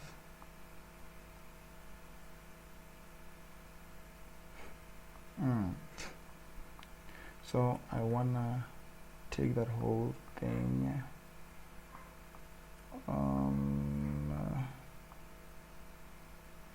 okay, I should not give this one, but then I should be giving my button a margin bottom. This is what I'll do. I'll say button margin bottom of 30 pixels, because that should go together. So these two should go together as always. And then what I want to do is just make that button a bit lively. So I'm gonna say margin, not margin, I'm gonna say border, radius of 999 pixel to give it that round shape, not 999 pixel, man, JR. To give it a solid round shape, we want to give it a bit of padding at the top. Let's say 10 pixels, 16 pixels, say 10 pixels, 16 pixels. So we have a nice round shape. And let's say button, so I'm just making anything that's coming off my head.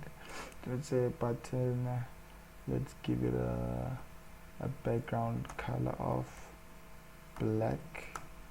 Let's give it a color of white. Let's give it a transition, and we should be done with the CSS. Let's give it a transition of is in, is out of 0.4 seconds, and like that we should be done with our CSS. Not the best CSS, but then looking just smooth. Right, so now we just want to make so what I hate the most is outlines and input fields. I can say outline and then I say none. For some reason I'm tempted to make this also round. Let's just try this. Say 999 pixel, not 999 pixel. Let's see how it looks. So they are also round like that. Let's just give them a padding too, just pushing it a bit. Let's say a padding of 10 and 5 pixels. Let's see how it looks. Right, it's not that bad actually, looking a bit decent. It's actually looking decent, man. And then now what we do is we now want to have state to capture in the email and password. So now we're done with CSS. As ugly as that looked, but then it's decent, guys. We worry heavy about functionality. So now what we do is we now say const email set email is equals to use state. So the next project that we'll be building, it will be at like a real estate agency whereby you can list your property. You can maybe we'll focus like on that, like sort of like our own flavor of Airbnb, and something that is our own flavor and something that will be credible. Like, I'm not saying clones are not credible, but then most employees or anyone that you want to freelance for, if they see you having clones, it's just a quick thought that maybe this person saw a YouTube video and copied and pasted. So we just want to build everything from scratch, and to have that right, so that we do not get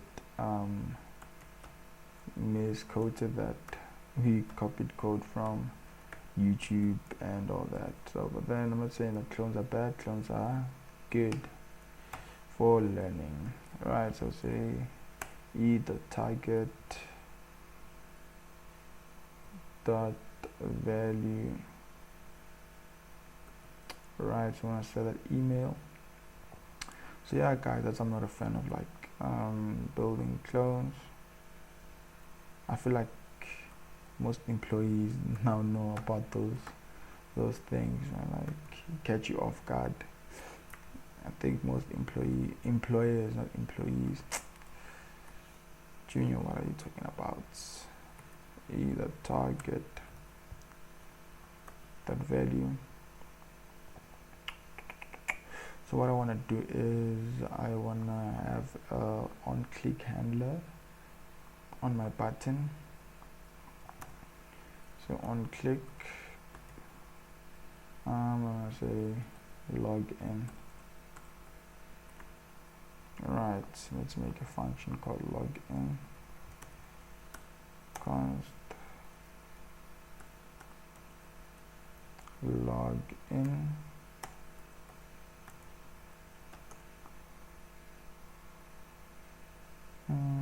That's perfect.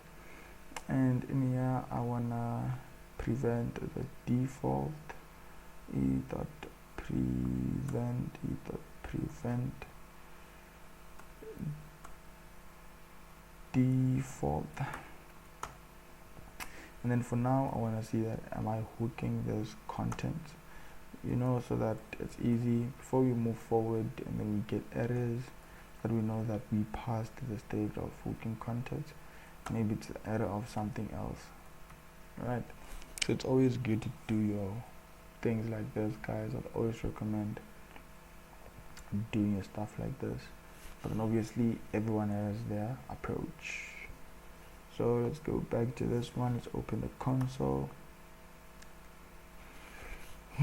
because we want to see if we are getting this content. So now I just want to type in junior@gmail.com 1 2 3 4. Ooh, what errors are those now? Set password is not a function. What's happening here?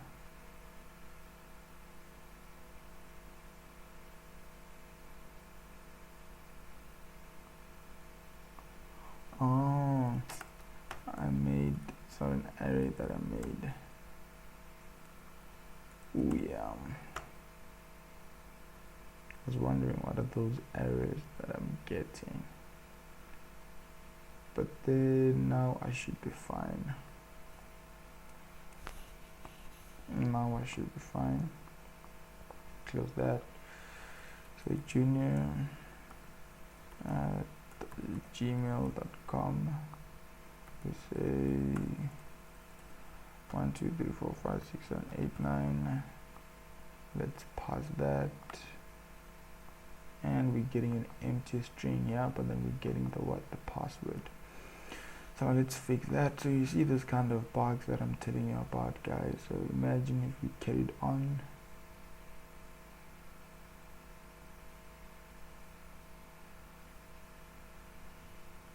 And we get that error. So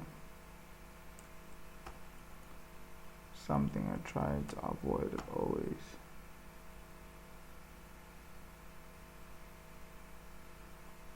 Right. On change, the handler was not right. It was not the state things there. Say junior at gmail.com 1 2 3 4 5 6 7 8, and there we go. We're getting our information. So now we know that we can now send in requests. Now let's import Axios from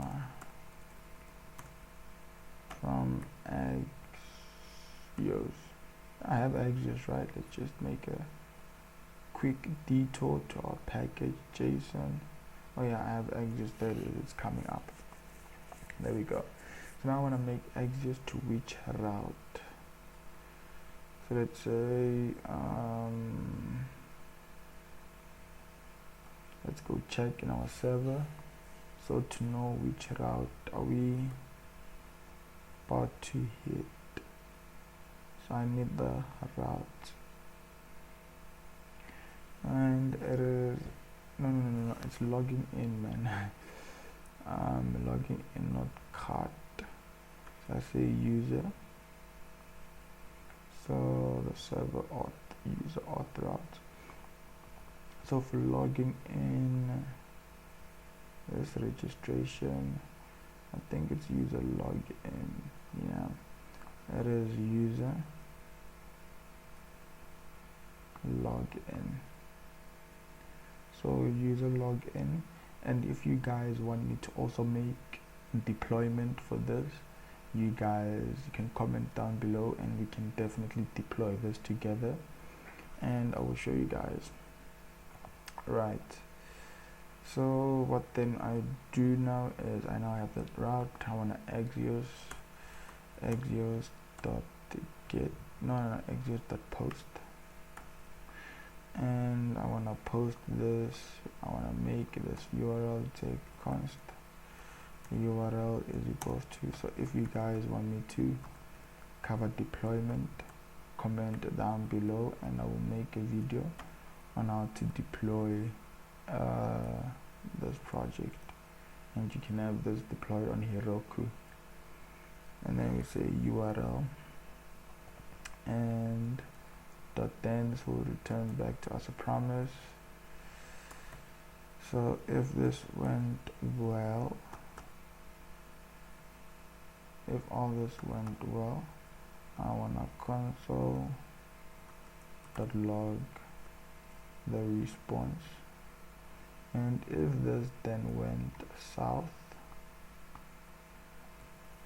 I want to catch all those errors, and I want to catch all those errors just like that. But then what we forgot is when we post this, we want to post with the information. So now we want to do, say, for const data is equals to new form data, right? And you have to make sure that you send in everything as email and password, right? So now we say data dot append. You now want to say, let's just verify how we destructuring. So we're destructuring as email and password. So that's what we want to do here. I want to say email. So not the sequence is not really necessary. I could have just easily said password here, but then the name is the important one. The name of that one, the one in the quotation marks, is the important one. and then I'll say data dot append, and I want the email, and I send it like that, and next to the URL I pass in the data. So now let's see when we send out this request. Right now all this should be fine. So let's see what we get. If we get any errors, we debug that.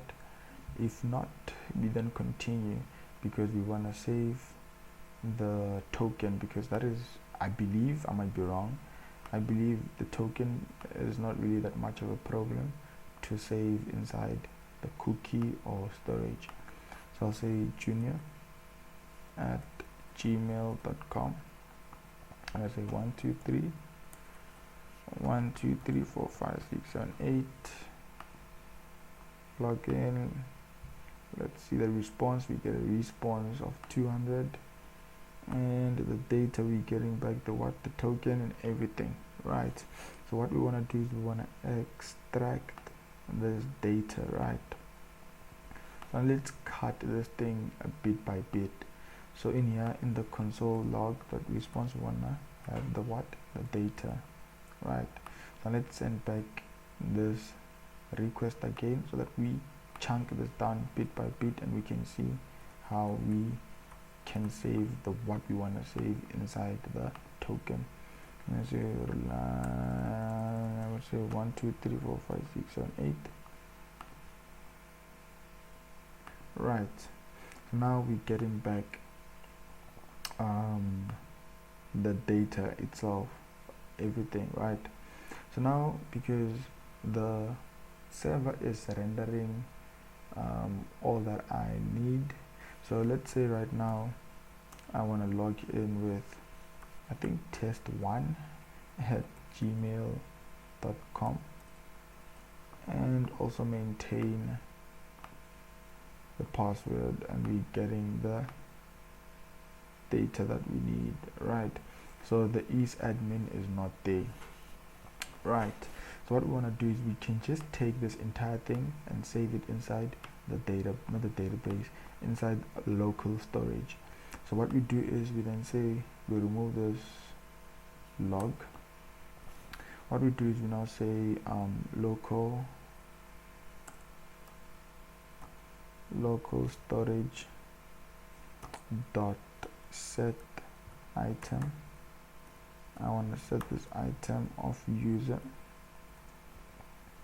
to my response data, but then what we want to do is we want to stringify this, because it won't allow us to save an object as raw as it is, and then after that this should be fine. So now let's just go check this up. Let's go to our storage. Let's go to this one. Let's go here. So we already have things. Let's just delete this one. This is me testing things out. We have the cart. We have tons of things. Yeah, let's just delete that. Hopefully this won't break our stuff. Hopefully. So now let's just delete that. Now that's fine. So now we have a clean storage, right? So now let's come here. We say junior@gmail.com and say 1 2 3 4 5 6 7 8. Do that. We now have a new object, right? So now what I want to make sure is I want this to be replaced the moment I have a new login. I say test1@gmail.com. So as you can see, there is admin there. If I send that, come on, there we go. So I have a new object only with the username and the token, right? So this is working just fine, and there's no problem to it. So then we now have that. So now we have our login system and our client is handling that. So now we want to handle the add to cart. So now let's go look at what's happening in the add to cart just to refresh our memories. So okay, so we need this button to work now to direct us to the cart. Let's start there.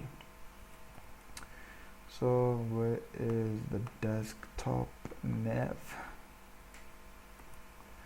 So where is the cart? Where is the cart? The shopping cart. Here it is. So I want to lead this thing to, we want this thing to lead us to a URL when clicked. So we say, oh my goodness, we say this goes to slash cart, right? That should go there. And why am I getting those big errors? I do not know. And then what I then do is I want to register the slash cart in my app and come here, give that a route, and for now let's just have dummy text because we don't have that component. We say cart and we say path to slash cart, right? And then if I press on that, this takes me to the what? To the cart. Let's add the nav bar. So we could have easily added the nav bar here, but then just that I did not know how the project will be going. Hence I added it on each and every component or on each and every route. So if you know that the nav bar you will need on each and every component, you can just add it just above the switch, right? So we have that. So this now goes just well. So let's deal with the cart. So now what we want to do is we want to go to what we need is now let's go to the women's section. So if I click on this, right, I want this button to now work instead of it being like just nothing. I want it to work, but then I only want it to work if the user is logged in, and the user is only logged in if the local storage has something inside. So let's make a few changes there. So if I log in, right, I also immediately want to redirect this person to the home page and change this text to log out. Let's just do that before we do anything cart related, so that that can work properly, because only an authenticated user can add to cart. So this is happening in the desktop nav, right? And we also need the login.jsx. So when this happens, right, I will need to use history from React router, and then we say const history is equals to use history. So after saving the content, I just want to say history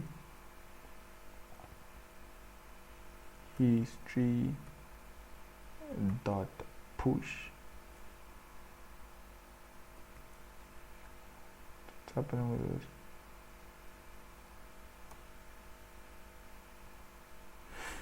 I want to push. What's happening with this push thing? I don't know about push states. I want to say to the push to that. Hopefully I don't get errors, man, because unexpected use of history. What's happening? This is not how I know about React router DOM. This is the use history that I know. Use history. Oh yeah, it's history that push, hence I made a typo on that. So if you guys can see, if I say history. It's not working right. Say history dot push. This is what I want, because I want to push you to that. Say if I say junior at gmail.com, I say 1 2 3 4 5 6 7 8, push me to the what? To the home page. So now I'm at the home page, but then now I want to handle this so that the user knows that they are logged in. Right, now let's go to the desktop navbar, and here in the desktop navbar, here we want to say const user is equals to local, we want to say json dot parse, and we say local storage dot get item, and the item is what? User. Right, and if that user does not exist, what I want to do is I just want to do that. Right, and then that's what I want to do, because what if I'm at someone is logged out and everything, so we just want to cater for all those scenarios, right? And then what I then do is I then check here we render conditionally now. So what will happen is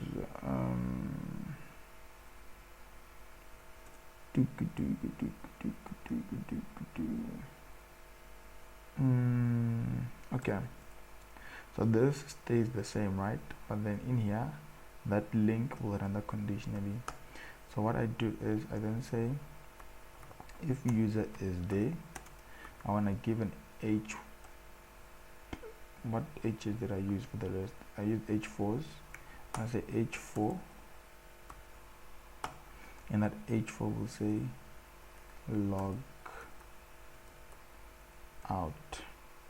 Right, however, if then that does not exist, it means this person must sign in or register to our website. And why am I getting those errors? And that logic should be like that. So if user exists, you wanna log out, else sign in or register. So as you can see, we have that log out because the user is there.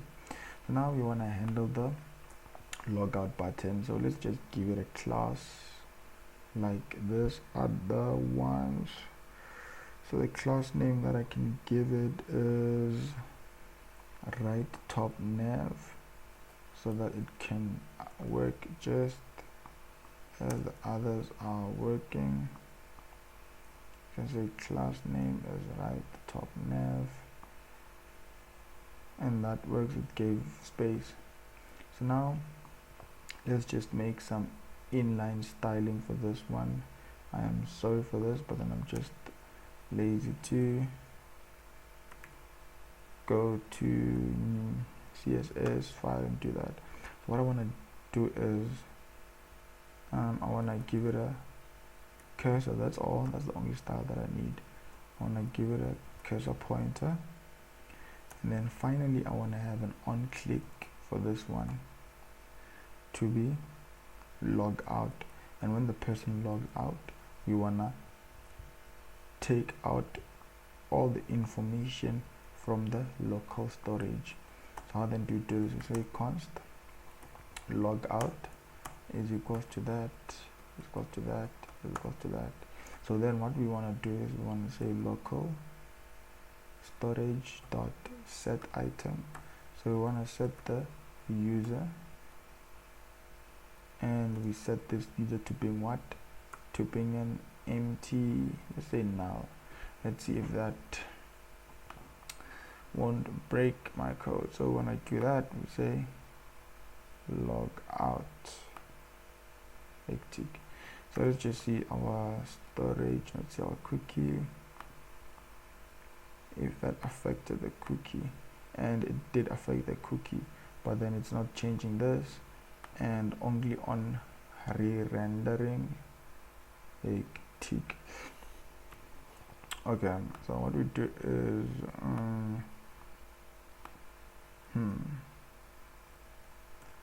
we set this to now.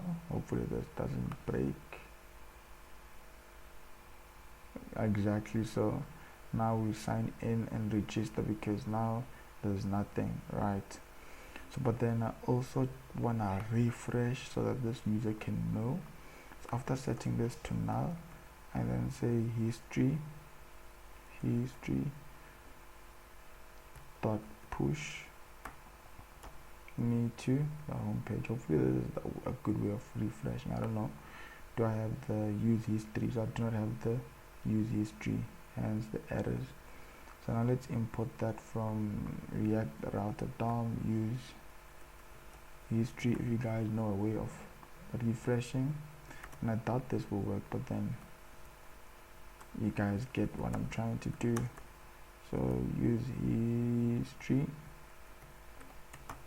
right, and say history dot push there, and now I should be just fine. And now I should be just fine. Come on and load. So now I'm quite well. So I'm gonna say junior@gmail.com. I say 1 2 1 2 3 4 5 6 7 8, and the cookie gets filled. It pushes me there. It says logout, and it doesn't refresh. That's the problem. Okay, let's just make a quick Google search. How to refresh page on React. So this is basically my life, guys. Google searching, but then every developer's life. But then I'm sure for us beginners, it's like heavy Google searching. So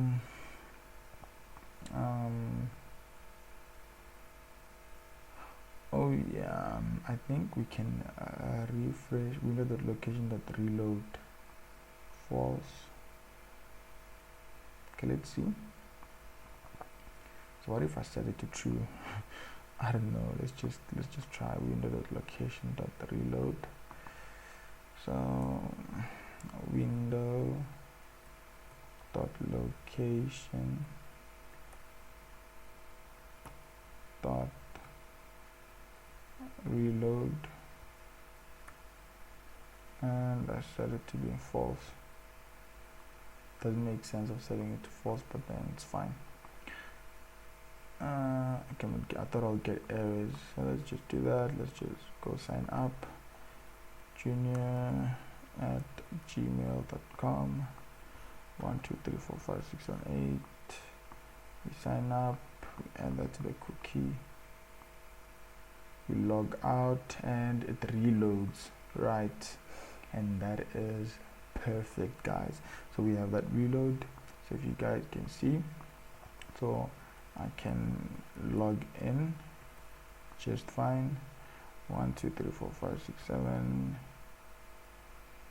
8. I log in, and there we go, and I log out, and the page reloads, and now it shows that this person must sign in or register.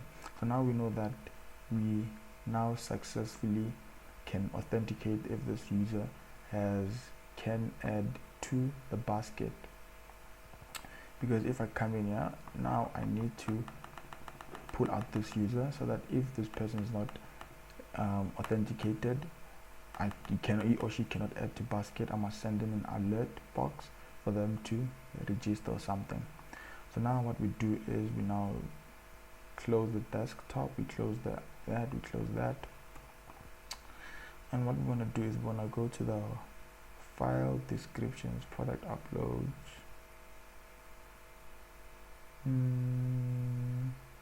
the product, and the product detail has the button of adding to cart. So now what I do is I make a function called onClick, and I call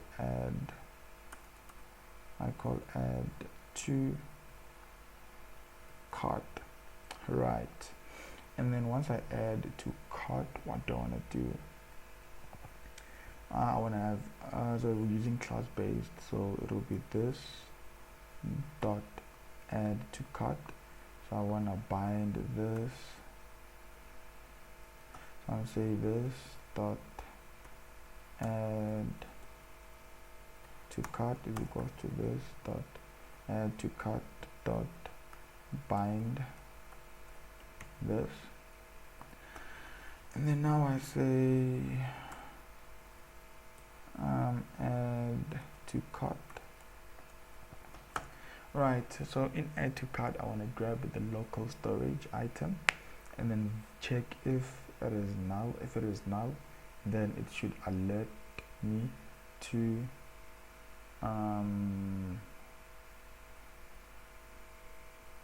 let's see how we'll do this. Okay, let's just try. Let's say local storage dot get. I always want to say const user is equals to JSON dot parse. So when I get the local storage dot get item, and item is what, the user, and I want to make sure that I don't get any errors, so that will be null if that doesn't exist. So I want to check if not user, it means that this user is not there. What I want to do is I want to alert this person. I want to alert this person that I want to how can I do this? So this action, okay, so let's say I don't know if this will work, guys, but then I'm just trying. So I say alert please sign in or register to add to cart for security reasons. Right, so this is what we wanna do.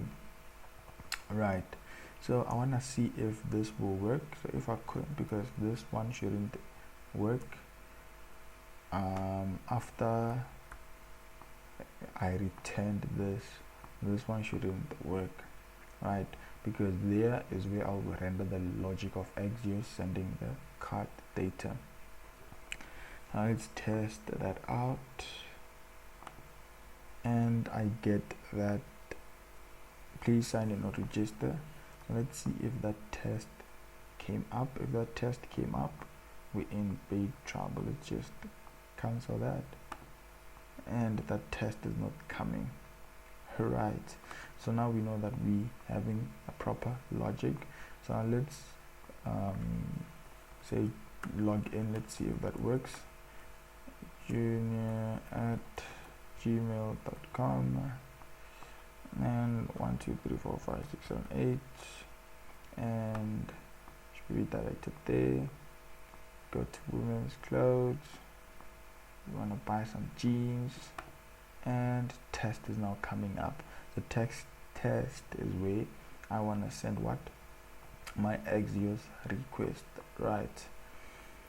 So now what I do is I want to import Axios is there.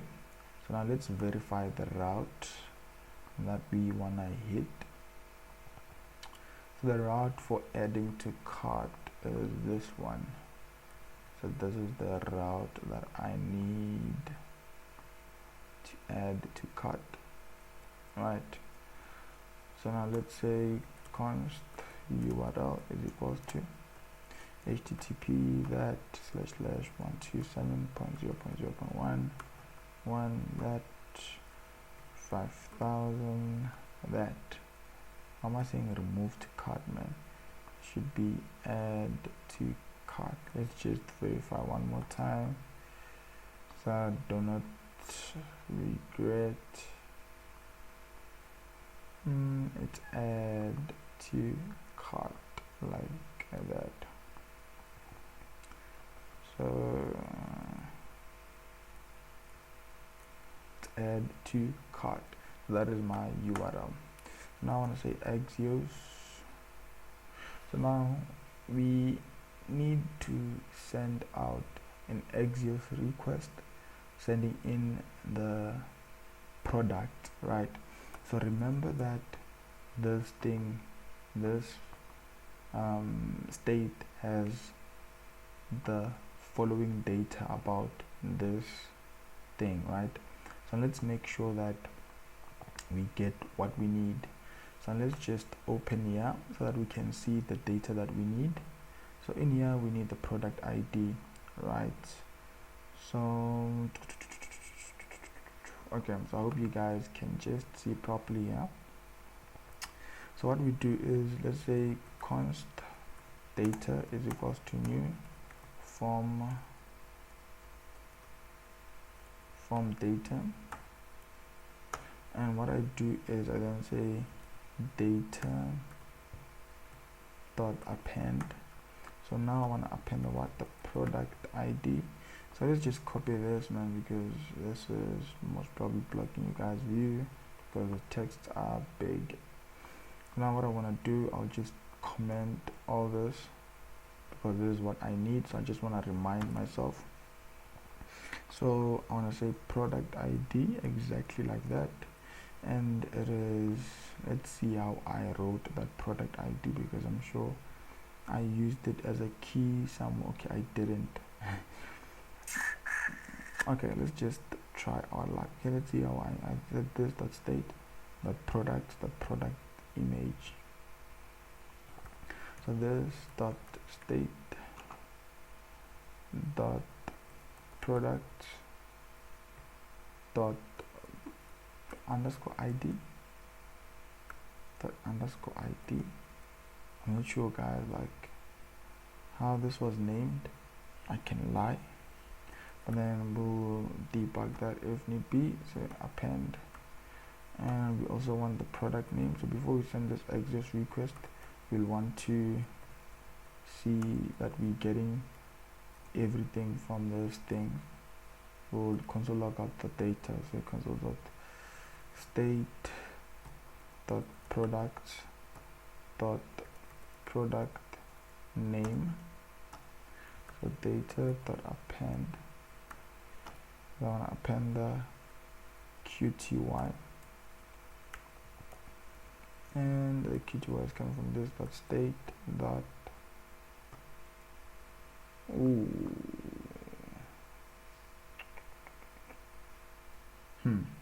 okay, so I'll need state handler for QTY. So I'll say QTY, and on change of this, where is that? Don't I have that QTY? Yeah. Okay, so what's happening here?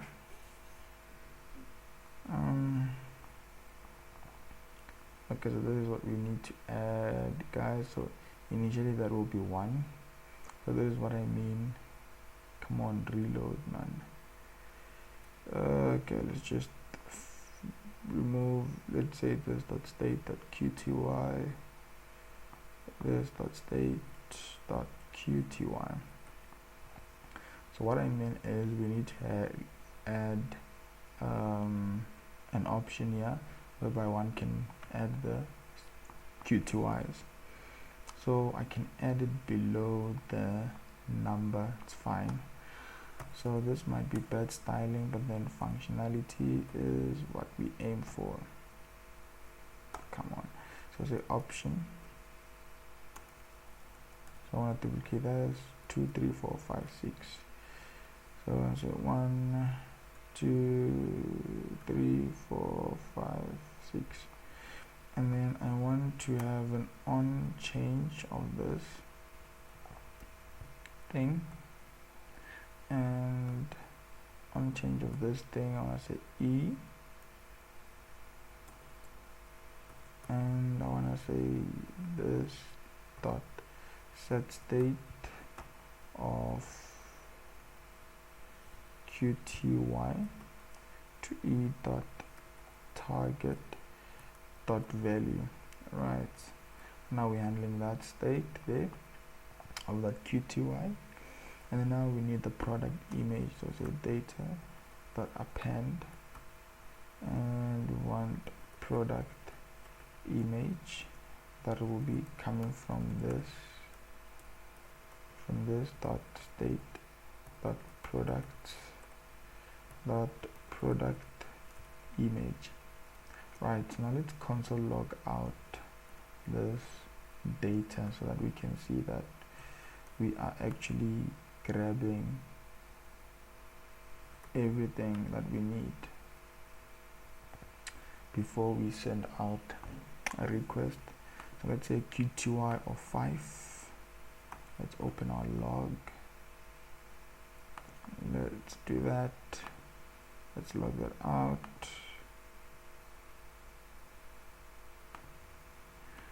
I don't know if this is what I need to do. JSON dot parse. I don't know.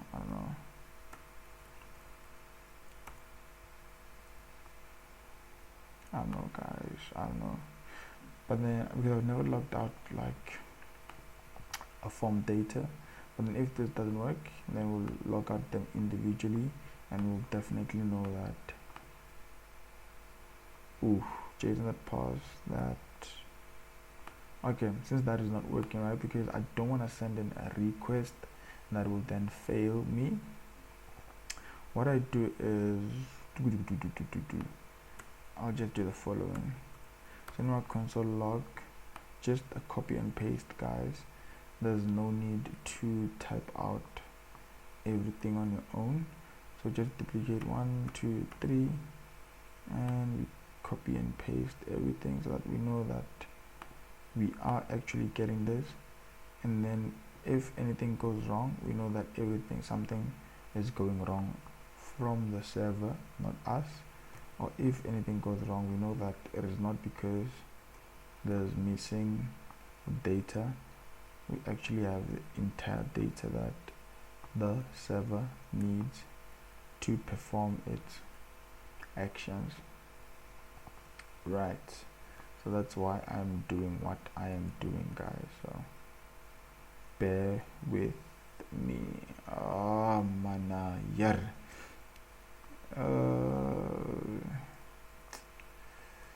Just do this again one more time for this one. QTY. I have a feeling that the ID won't work, but then let's just carry on. And we reload that. We say QTY of 5. We send that. Okay, we're getting the ID, we're getting the women's jeans, we're getting the QTY, we're getting the image. So we know that our form data has the right information, right? So now we want to do what? Perform our Axios request, right? So then what we do is we're going to say Axios that post in the URL, and we want to pass in the data, and this will bring us back a promise, and then we'll say response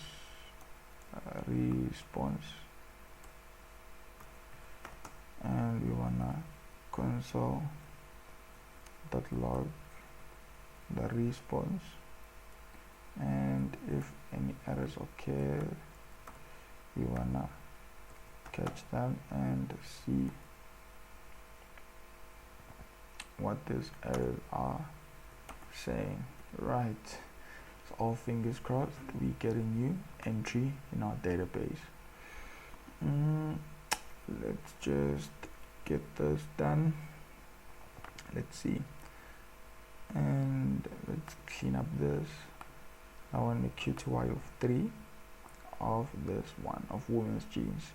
So I send, oh my goodness, I'm getting a 401 unauthorized. Oh, because I didn't send back the token. Remember the token? Because it needs the token. So let's just do this. And before we do all this, right, because I just want you guys to see this clearly. So in here, I want to have parameters, right? So in this parameters I'll have what? A header, right? So headers, headers, right? So in this headers I want my what? My X auth dash token. Now that is a clear representation that our validations are now working properly where there by the client, by the server, right? So remember this user that we made, this user has a token, so we then want to pass that. We say user dot token. So before I do this, I just want to make sure that the user dash token, let's just send our request, man. We'll debug if then it doesn't. I'm just lazy to comment down everything. So say response,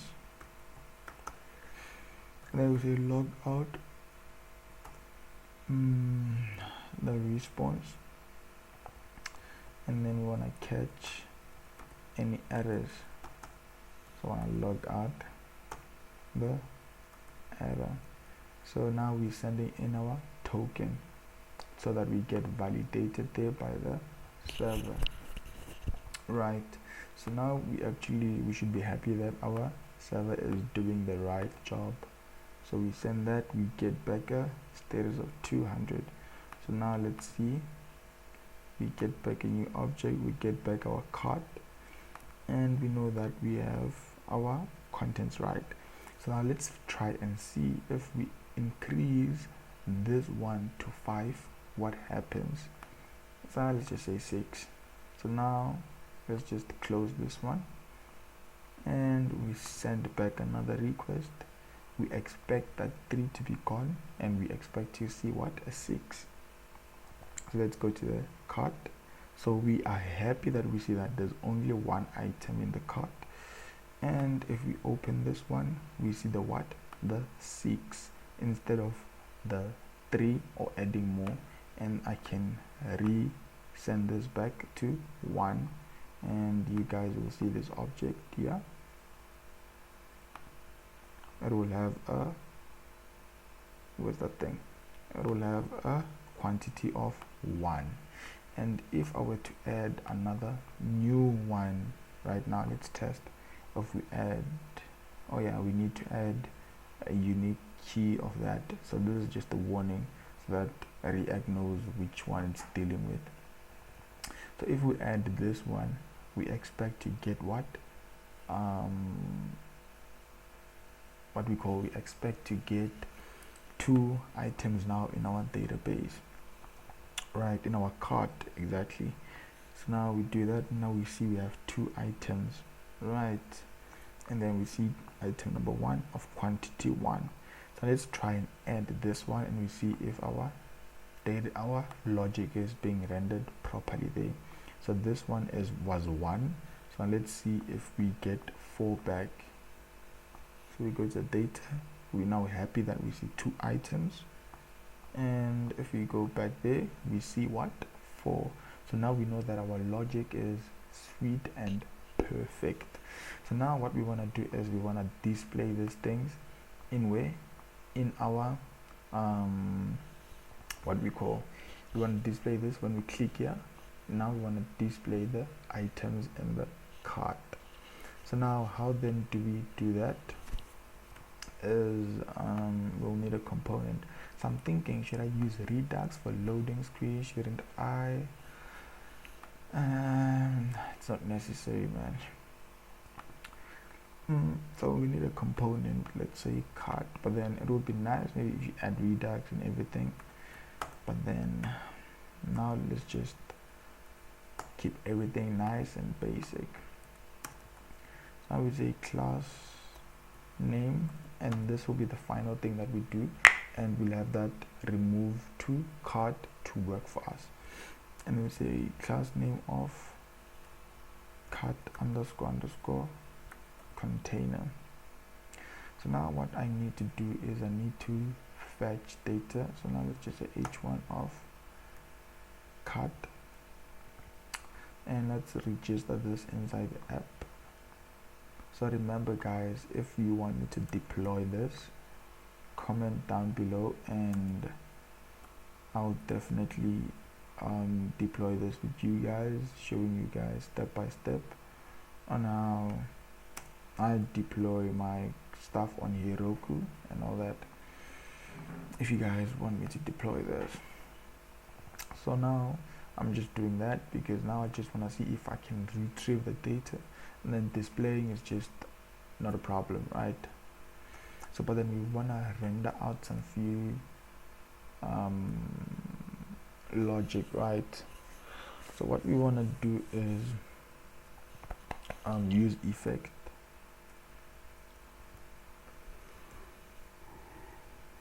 Right, what we need is the use effect, and the use effect will give us an axios.get.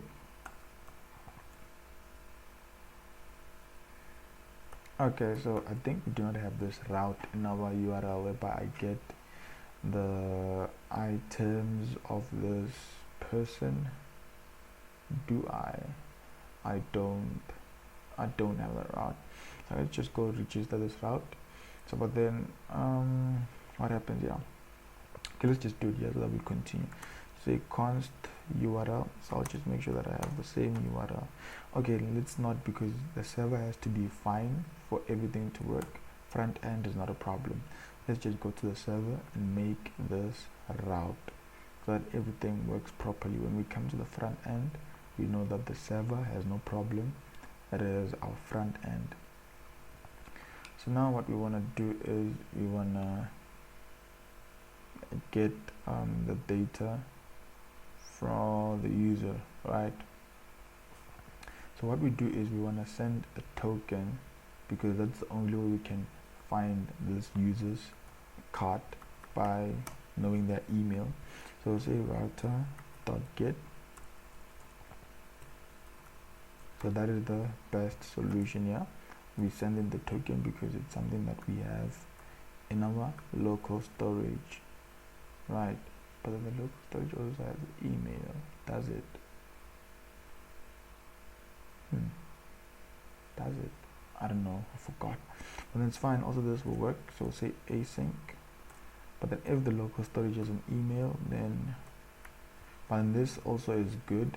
So to make your security a bit more tighter, something like that. Hopefully I made that correctly. So say user token is equals to request dot header, and we send our next dot auth dash token, right? And then we want to try and catch, and what we want to do is we want to say if no user token,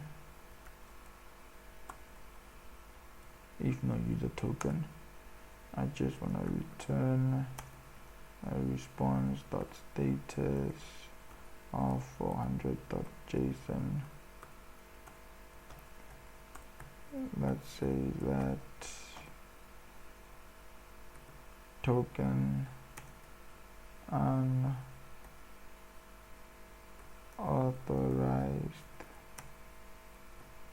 cannot retrieve any card data, right? And then if that is then there, we just wanna const, let's just copy that logic there, because we just wanna verify this token,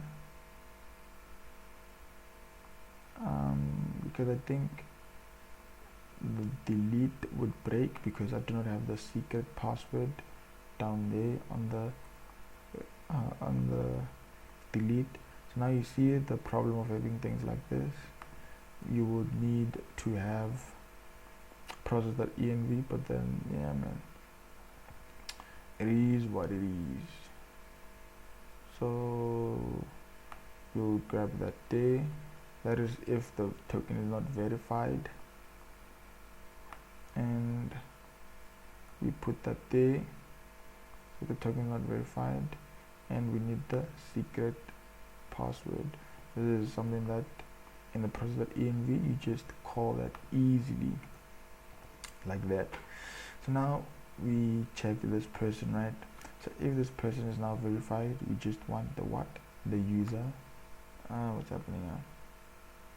Now if this token is now verified,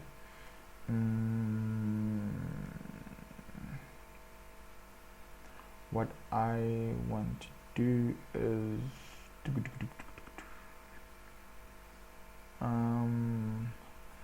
we'll then say const user ID is equal to verified token dot ID underscore ID, and I want to say const user info is equal to await user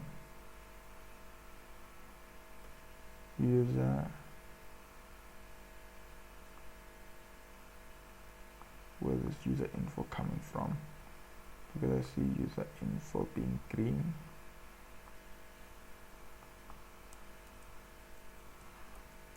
User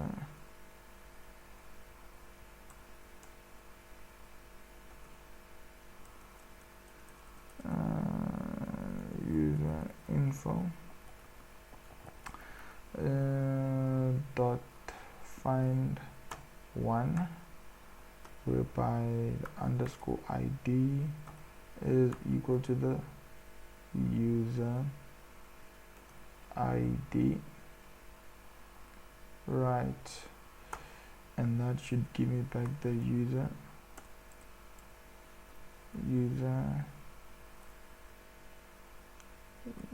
email, and the user email const user email is equal to user info dot email.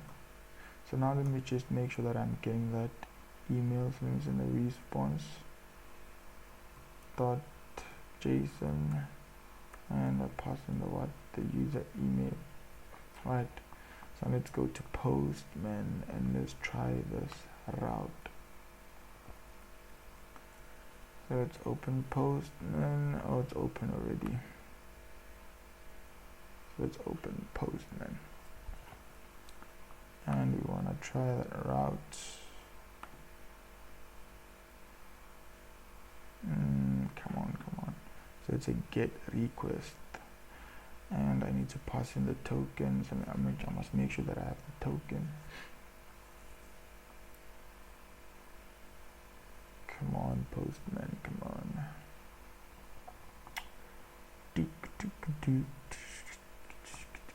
Come on. So yeah, so this thing is like delaying me. Oh my goodness, okay. I remove that,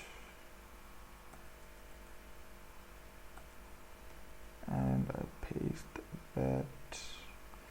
Let me just make sure in my headers that I have the token. Let's just make sure, just for in case.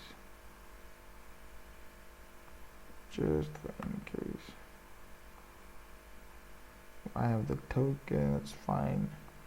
Change this to being a get request. So I make sure that I'm getting an email so that I can continue with my logic. And then I send back.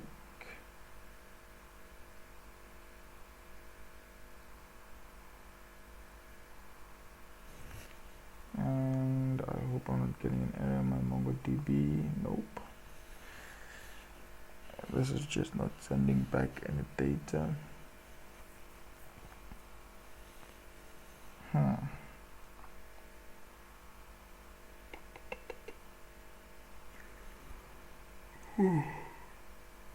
Okay, so this is not sending back any data.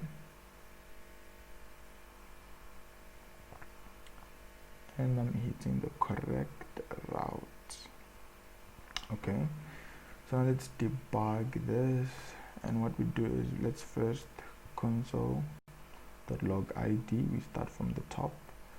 We see if we are getting this. We see if we are actually getting this ID. And if we are getting this ID, maybe I just didn't return a response. I return the response. That thing just let me response. Okay, so let's console log that ID. Let's see. Come on, man. Okay.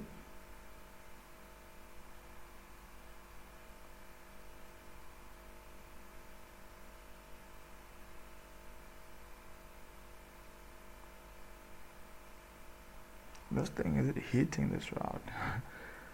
Because it seems as if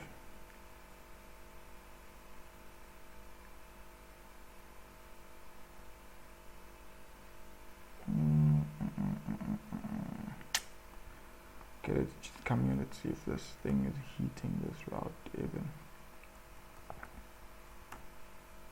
User token. So let's see even heating this.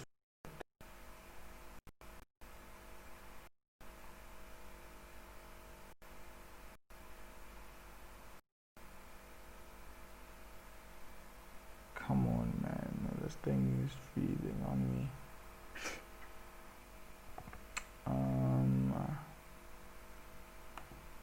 What's up with this glitch?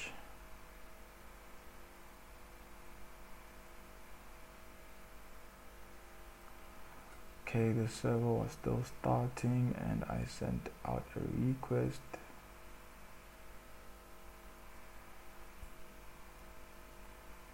Definitely that would fail. So let me just restart the server properly again. Node MERN server.js.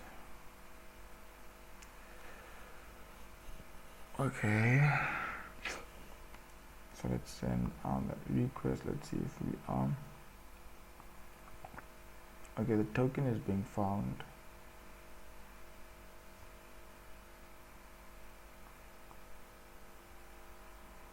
Right. So when I go step by step, so it means that it passed this and then it validated that token. So I want to see if it enters here. I say console. Okay, there's no need for this. What I have to do now is this will send out a response to me. It means it is validated, right? But then what I do not understand is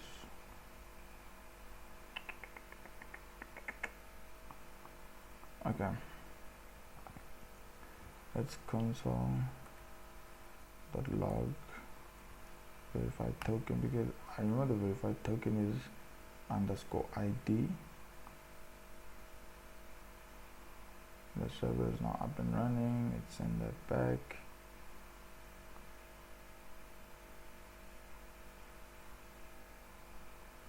Come on, man. What's happening now?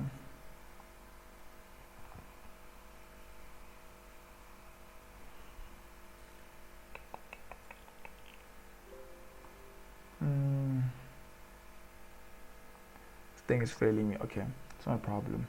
If this is not working right, let's go see our cookie, because our cookie, I think it has the email, and if there is an email, then we shouldn't worry. We can just send back that email. Oh my goodness. So it doesn't have that email. I didn't send back an email.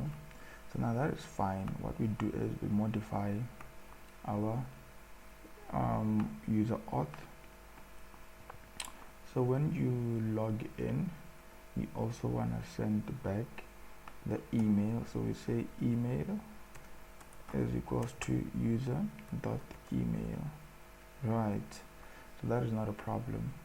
And what we'll do is here in the cart system, we'll just use the email to now, because it means that this person was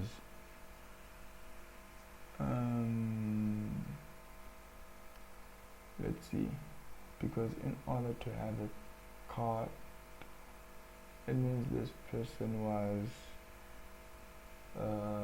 is logged in, because the email will only find it in the storage, and it means that this person is already authenticated, so we shouldn't worry about authentication breaking there, right? So let's just do that. Let's just do this, and then what we do is we log out and we log in again, so that we can see the email coming at gmail.com, and I say 1 2 3 4 5 6 7 8, and that email should be with me right now. There we go. So I can search the cart by email now. So now when I send in a request, I'll send in an exit request having an email, so I can remove this thing, and then I'll destructure the fields, and I'll want the email with the coming from fields. So what we do is we then say const form is equals to new formidable dot incoming, right? And I say form dot pass. I want to pass out the request, and we want to make this operation asynchronous. I'm going to say error if you do get an errors, fields and files. And then what happens is now I want to destructure the fields. I want to get the email, and then what I then do from that email, I want to say, because I want to retrieve back the user's card, I want to say cut dot find one, whereby the user is the email. Now look at how easy that is. And then we say dot exec, we say dot exec like that, and this will return back to us a promise. So if then that is that, it will return to us a cut, and then we'll send response dot status of 200 dot JSON, and we send back that cut. And if that is not the case, we want to catch any errors that arises. We want to log out those errors. We want to log out those errors there. So now like this, we now have found this person's cut and brought it back. It's nice and sweet logic. So now let's go back here in our not cut form, whatever. So we'll say const, now say user, because now we want to send an exit request of the email. So we'll say JSON dot pass, so local storage dot get item. We want to get the user, and then what we want to do is I want to say const user mail is equals to user dot email. So let me just console log this to make sure that I am actually getting the user's email, because I can send in an exit request of nothing and then I get errors, and yeah, let's console log that out. And let's cater for if there is nothing here. I just send in now, right? I just send in now, but then we'll have to also, because this will break if the user is not logged in and they press in the cut, we'll have to check that when they click before I link. Okay, we'll see that later. Now let's just It's not complicated lies, it's just make sure, because this can break if the user is not logged in. I can see it breaking even. So we hold on. So this is happening in that. Okay. Yeah, I can see it breaking when the user is not logged in. When the person presses it, I can see it breaking definitely. So we go to that. It's undefined. Okay. Okay, let me just see the storage on how in our storage this is. So it's in the user dot email. So it will be user dot email. So now I think that is going to work. Let's refresh this, and there we go, we have the email, right? So now what we want to do is we on component did mount, we want to send out an access request with that email. So I want to say use effect. Now I want to send that access request. I want to say axios. How do I say axios? Dot get. And I want to say the URL is user cut dash info. So now say const URL is equal to http that 127.0.0.1 that 5000 slash user dash cut dash info, and I want to get that the URL right, and I want to pass in headers so I can get that from the headers. Oh, hold on. So if I'm sending a get request, formidable won't work. Let's send a post request so that the post can handle that. So yeah, let's say post. Let's say post because we want to send in the email. And how we gonna do that? We can use const data is equals to I can see this breaking when the user's logged out, honestly. Okay, so we can run in some logic. Let's see if that will work. Let's say, but then right now let's just cater for when the user's logged in. So we'll say const data is equals to new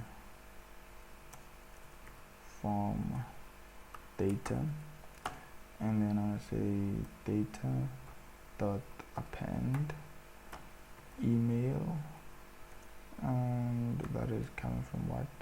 User email, and I want to exit the post with the data dot then, and this will bring me back a cart. Now I can just say responses that is in the server that I'll use cart. Say response, and then I log out this response dot data. That's what I'm keen to getting, and then I catch any arising errors.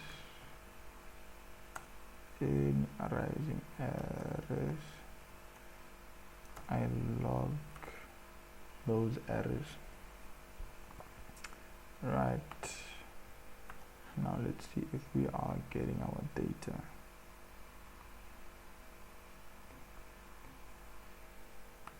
So on refresh, aborted, what? Oh, some huge errors here. Okay, I'm not even seeing what's happening here. Unhandled from the parser is not a function.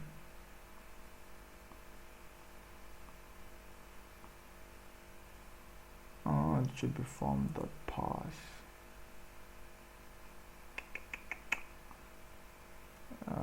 back end. At least it's not the front end. So let's see if, and then we get our data. Right. So we reload, and we are getting our cart with those 2 items. Remember, we have 2 items in the cart. We are getting our cart. So let's display these items in the cart, and we'll be done with the second last part of the series of creating our MERN Stack portfolio. So now we need our CSS. We'll say cat.css.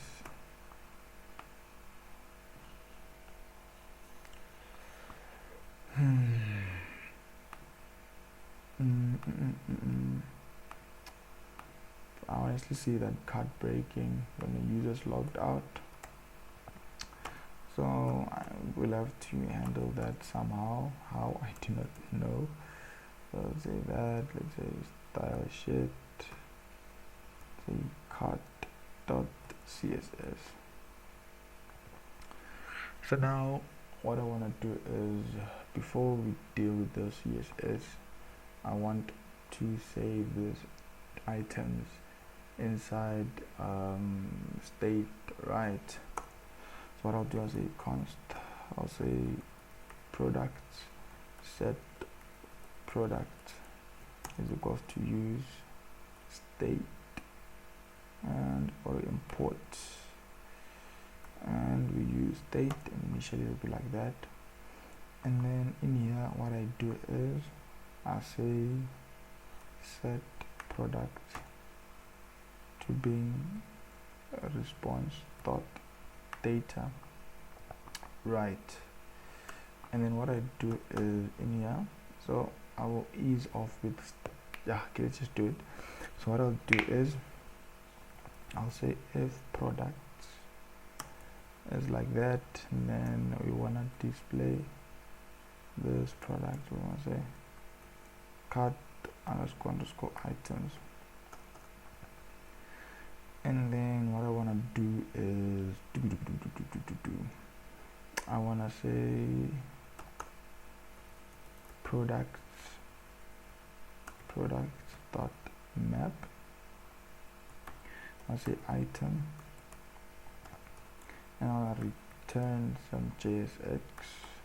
So just to make sure that we are getting our stuff, let's just render out all images, and let's just make sure, let's say images, it's item dot product image, right? And we'll need a key here to avoid that warning that we got from also that other one, the item dot underscore ID, and we'll say alt is a product. So let's see if our content are displaying here. So refresh this page, and we're getting errors. Products that local is not a function. We use local compare. I remember using local compare dot map through this thing, and I'm getting more errors. Products that map is not a function. Okay, so now let's see how this product is coming, guys, because this can be a back and forth. Let's just see how this product is coming. Let's just cart. Let's just come back to what the cart. But then what I want to do is I want to say console dot log, and I say cart product. Let's see how this product is actually coming to us. or this cart thing is coming to us. Usually it's an empty string, and we're getting those thousands of requests, right? It's not a problem. So what we do is we then set that to only okay once. So that was bound to happen, and now we get what our cart being proper, right? So now we want the products.cart. That's what we want to map over, right? So now we saw that okay, it's products.cart instead of products only. So we say products.cart.map, and now this should work like hold on, come on, what's happening here? Okay, so now it's working just fine. These are the cart items. So now the problem is the key. So the key is not a problem. Let's see how we save this. Oh yeah, so we actually say item, how can I say this?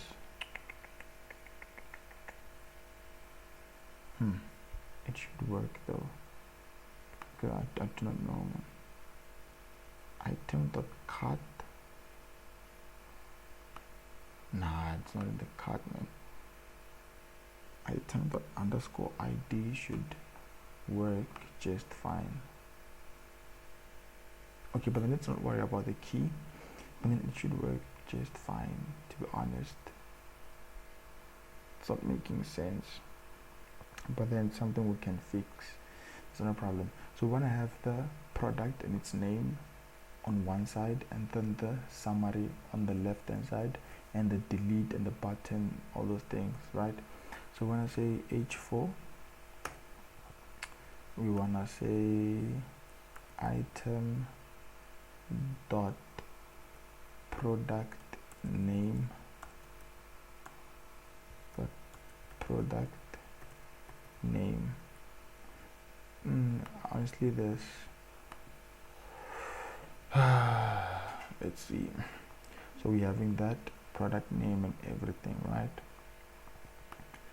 So now what we want to do is, okay, let's see, we have that container there, we have this container. So in here we can have the summary. Okay, it's fine. So outside, not outside, but in here I need a button for a delete, right? So I say button remove, right? So that button will be to remove from cart. So that is something that we will handle. Okay, so I need to put it under inside the map so that each and every item can have its own button. That's what I'm seeing here. So I need to put it here. Each and every button will have its, each and every item will have its remove, right? So what I have to do is think. I have to put this in here because I want to display flex for this, so I can put it inside this container. I will say that is product,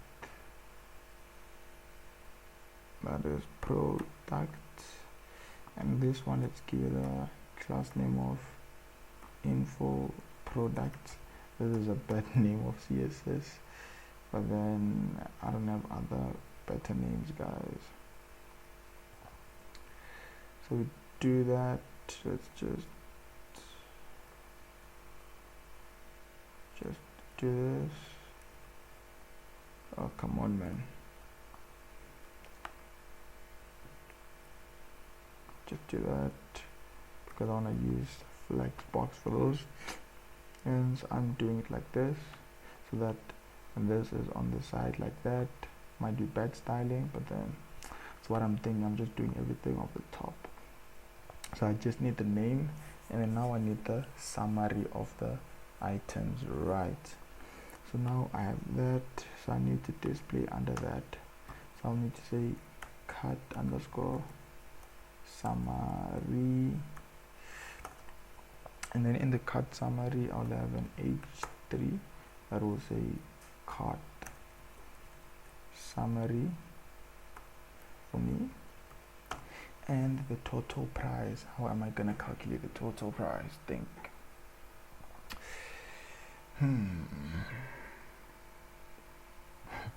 Okay, I'm honestly thinking, yeah, I don't know. Guess I can do it like this, right? I can do this like this, and I can say products dot cart dot map, and I want to say item, and let's have a variable here at the top, which will be const total price is equals to 0. And then here what I do is I'll say price plus equal to item dot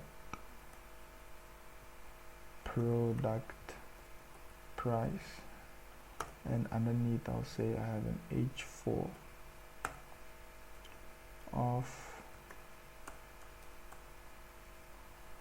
total price, and that's also what I wanted to use here, total price. But then what I need to also make sure is the quantity, because I also want to multiply by the quantity, the item dot qty, because what if I have two items of one, so I want to add the quantity. So hopefully that math will work for me. Product cart is undefined. Okay, that's understandable. So I need that logic also here, and that if products whatnot. So how do I do it here? I'll say that I'll wrap it like that. I do that. Okay, so I'll need to remove this, guys. I'm really sorry, because unless I can fix this, because I don't know if I can fix, but it's not a lot of logic, because what I want to do is I want to just have this same thing of, right? So I want to say product that, and if that is the case, I need that h1. No. So I'll need the dot summary, and in here I'll have an h1 that will say cut summary, and that math that I hope will work, that is product dot cut dot map, and then item, and in here I want the total price plus equal to item dot product price multiply by item dot qty, and now I need that h4 that will be holding my total price. Hopefully this will work. And how I want to hold this, it will be in rands. You guys can use your own currency. So South African rand. Right. Come on, my invalid assignment to const all, because I cannot change a const. So that's fine. I say let, and now that should be perfect. Oh my goodness, I'm getting nan.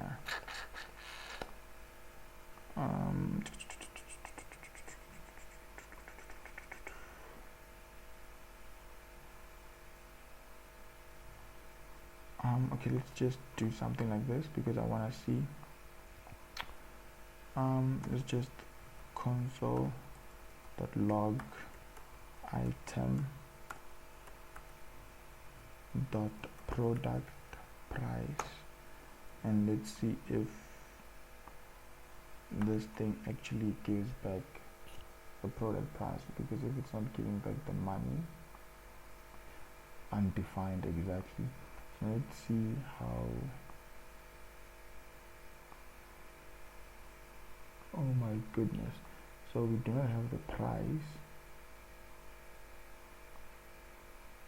Yeah, we didn't put in the price, but then that logic should have worked. I promise you guys, that logic should have worked, but then because of we did not have the price in our, I don't know how that happened. Right, so that is fine. So we can just remove this logic, and I'll just add dummy like cash, because okay, it's not a problem. You know what we do is, because it won't look nice adding dummy information, I'm wondering where didn't I add the price, because here we go. Or maybe in the description when I sent in the data. Product description, so the products description, product detail. When I sent in the data exactly, I didn't add the money. It's a data dot append, and when I say product price, and we'll just use another account, this dot state dot product dot product price. Right, so let's just log out of this account, and I am sure this is gonna break. This cut system would break, but then let's just move out of this cut system first before it breaks on us, and log out, and we want to sign in. Which account doesn't have, is a test2 has nothing, at gmail.com, at gmail.com 1 2 3 4 5 6 7 8, and we log in. There we go. Now we want to add in some data. We go to women, come there, we add this one, so we expect a 2.4 from this one. Right, we can go to another, we expect a 4.4 from these two products. Right, so if I go to cart right now, I get that 1.5, but then that's not what I want. Let's go back to the cart, let's bring back that logic, let's see if now we get that 4.4, guys. You see what I'm trying to say? It's because we didn't have that number there, so you guys will have to refix and delete those entries by your MongoDB. So this logic is now working just fine. So now we need just some dummy data, man. We can say above here, above the H1, we can say H for shipping free and let's just add a button that will be proceed to checkout. So proceed to check out. Right, so now everything, our logic, our math logic worked, and everything in our buttons are now styled due to global styling. And now let's just do our CSS. So we know that buttons, we cannot do anything now, they're nice the way they are. So now what we want to do is we want to display flags on the parent container, which is this one. So I just want to grab that. So to separate the two, honestly, come on man, display me flags this. Oh yeah, because I'm using those parentheses. So display me flags, justify content space between. I hope I'm grabbing the correct information. There we go. So I want this on the left, not on the right, and this on the left. Right, and I give it a padding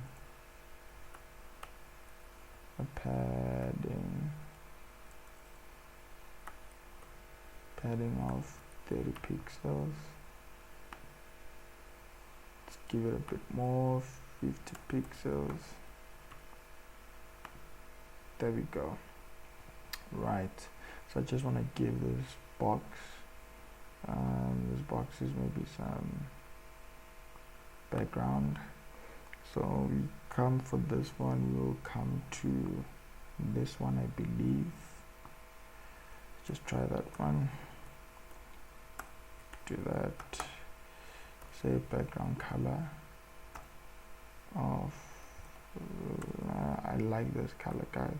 If there's any color that you guys like for your styling and everything, you guys should share. Maybe I'd like that too. Right, so I just want to give it a bit of width. Come on, man. So I just want to give it a bit of width. I say 500 pixel. There we go. Give it a bit of padding. 30 pixels.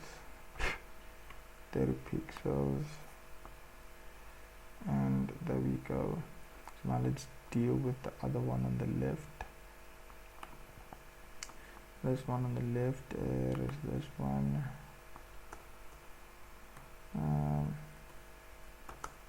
Same styling, but then definitely we'll play around with the width because it'll be too big and too close, like that's ugly, right?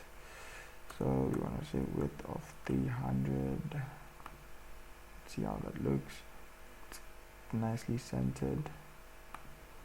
And for this one, let's give it a mean height of 300 pixels. And also this one, let's give it a mean height of 300 pixels. But then I think I should use view height. Yeah, no. Let's say height of this, let's say height is 50 view height. See how that looks. That is now proper. Let's give this one a height of 50 view height as well. Let's see how that looks.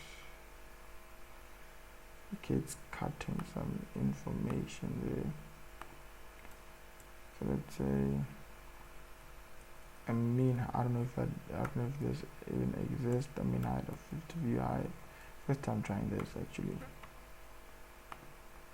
Mean height of that, and nope, it's nice.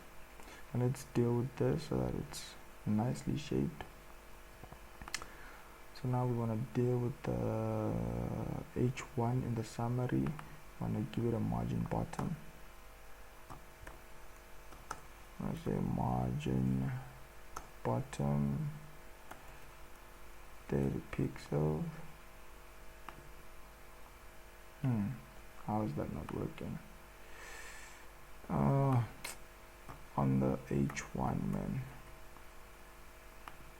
30 pixels, and I want to give this one also a margin bottom. So I want to say the H4s will have a margin bottom as well, and it will also affect that. That's nice.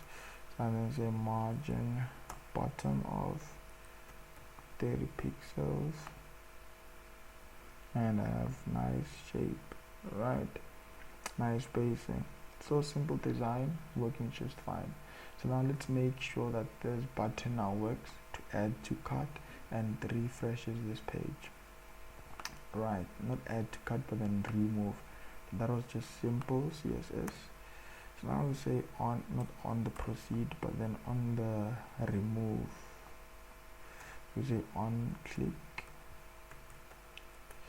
we remove from cart.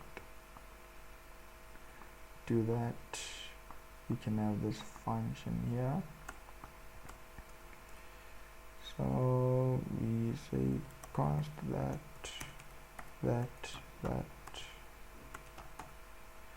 and then what we want to do is we want to call that function, not that route.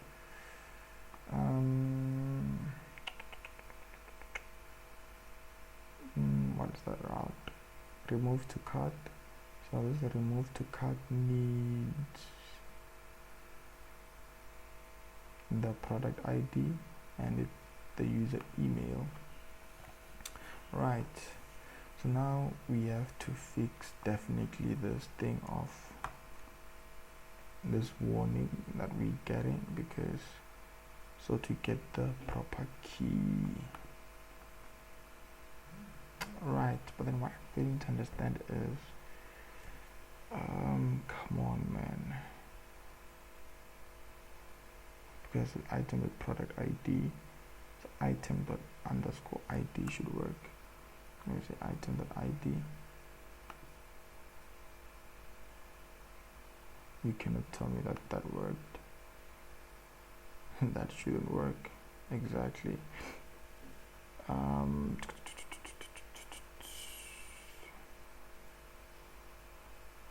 Come on, man, because if I do not have the ID, item dot underscore ID, it's just that thing that we need. We can send in our request and we're done.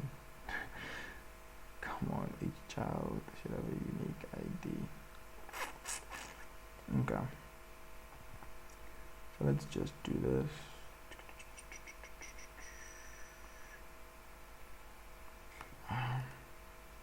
It's console dot log products.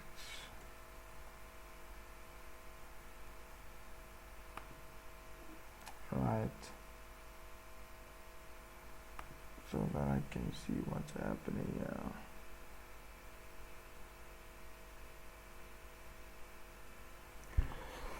So I have that card, right, that I'm looping through. Oh, it's product ID. Okay. So hence it was not giving me a unique ID, because this card has one ID to it. Makes sense. Okay, so now we've killed that warning. So now we know that we have our ID to this thing, right? So now if I send back a request, so what I want to do is I want to make sure that always the ID is unique when I click. So right now let me just console. How am I gonna do this? Oh, this is simple.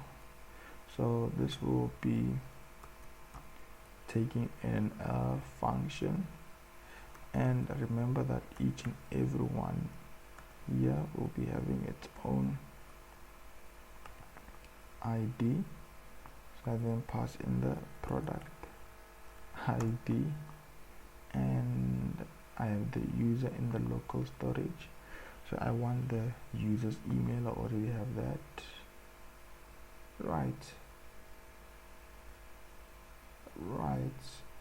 So now what I can do is I want to say Axios. I do not even need to verify because I know that this will work. Axios.get and not that get, that post, and I need my form data. I can say const form is equals to new form data, and then I say form dot append. So I want to append product ID, and I will pass in the product ID coming from there, and I pass in the form dot append, and I want the email, and that is coming from what? User email. So let's make sure that's the parameters that we destructure. So we're destructuring user email. So that is very important that you get that like this. So say Axios.post form, and then what I do is I need the URL, man. So the URL is remove to cart. Right. So what we do is const URL is equals to http that / 127.0.0.1 that, and we pass that, and we want to get that URL. We pass in the form. This returns to us a promise, and then say response, and we log out the response dot data, and then we catch on any errors that can arise. We catch on any errors, we log those errors, and this should work, guys. I believe this should work. And we have that on click handler item, the product ID. Let's see what happens here. And then after doing that whole process of responding to the data, we want to say window. By the way, that refresh was window dot location dot reload and false. So if we then see that we have 2 items in our cart, then definitely our remove, not 2 items but then 1 item, then definitely our remove to cart system works. So we press this big tick. So we're getting a, oh yeah, I left the 5,000. So /5,000. Okay, and we should be done with our third part.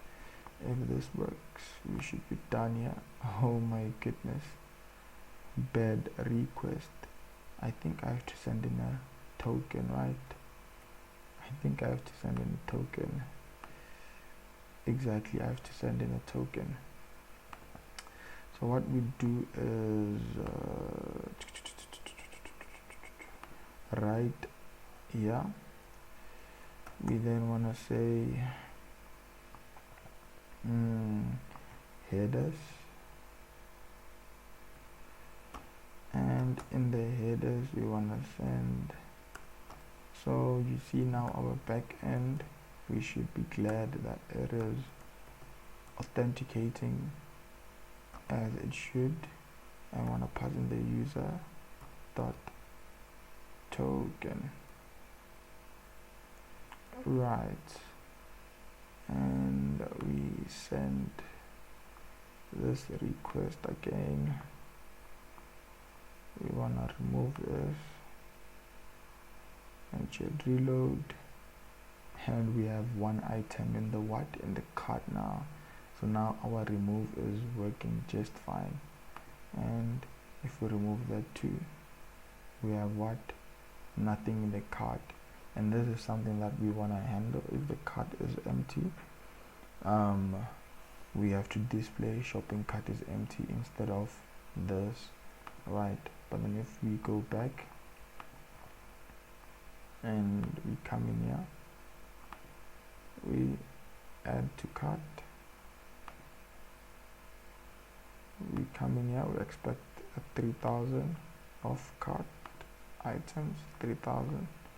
If I remove that, that will refresh, and this is working just fine, guys.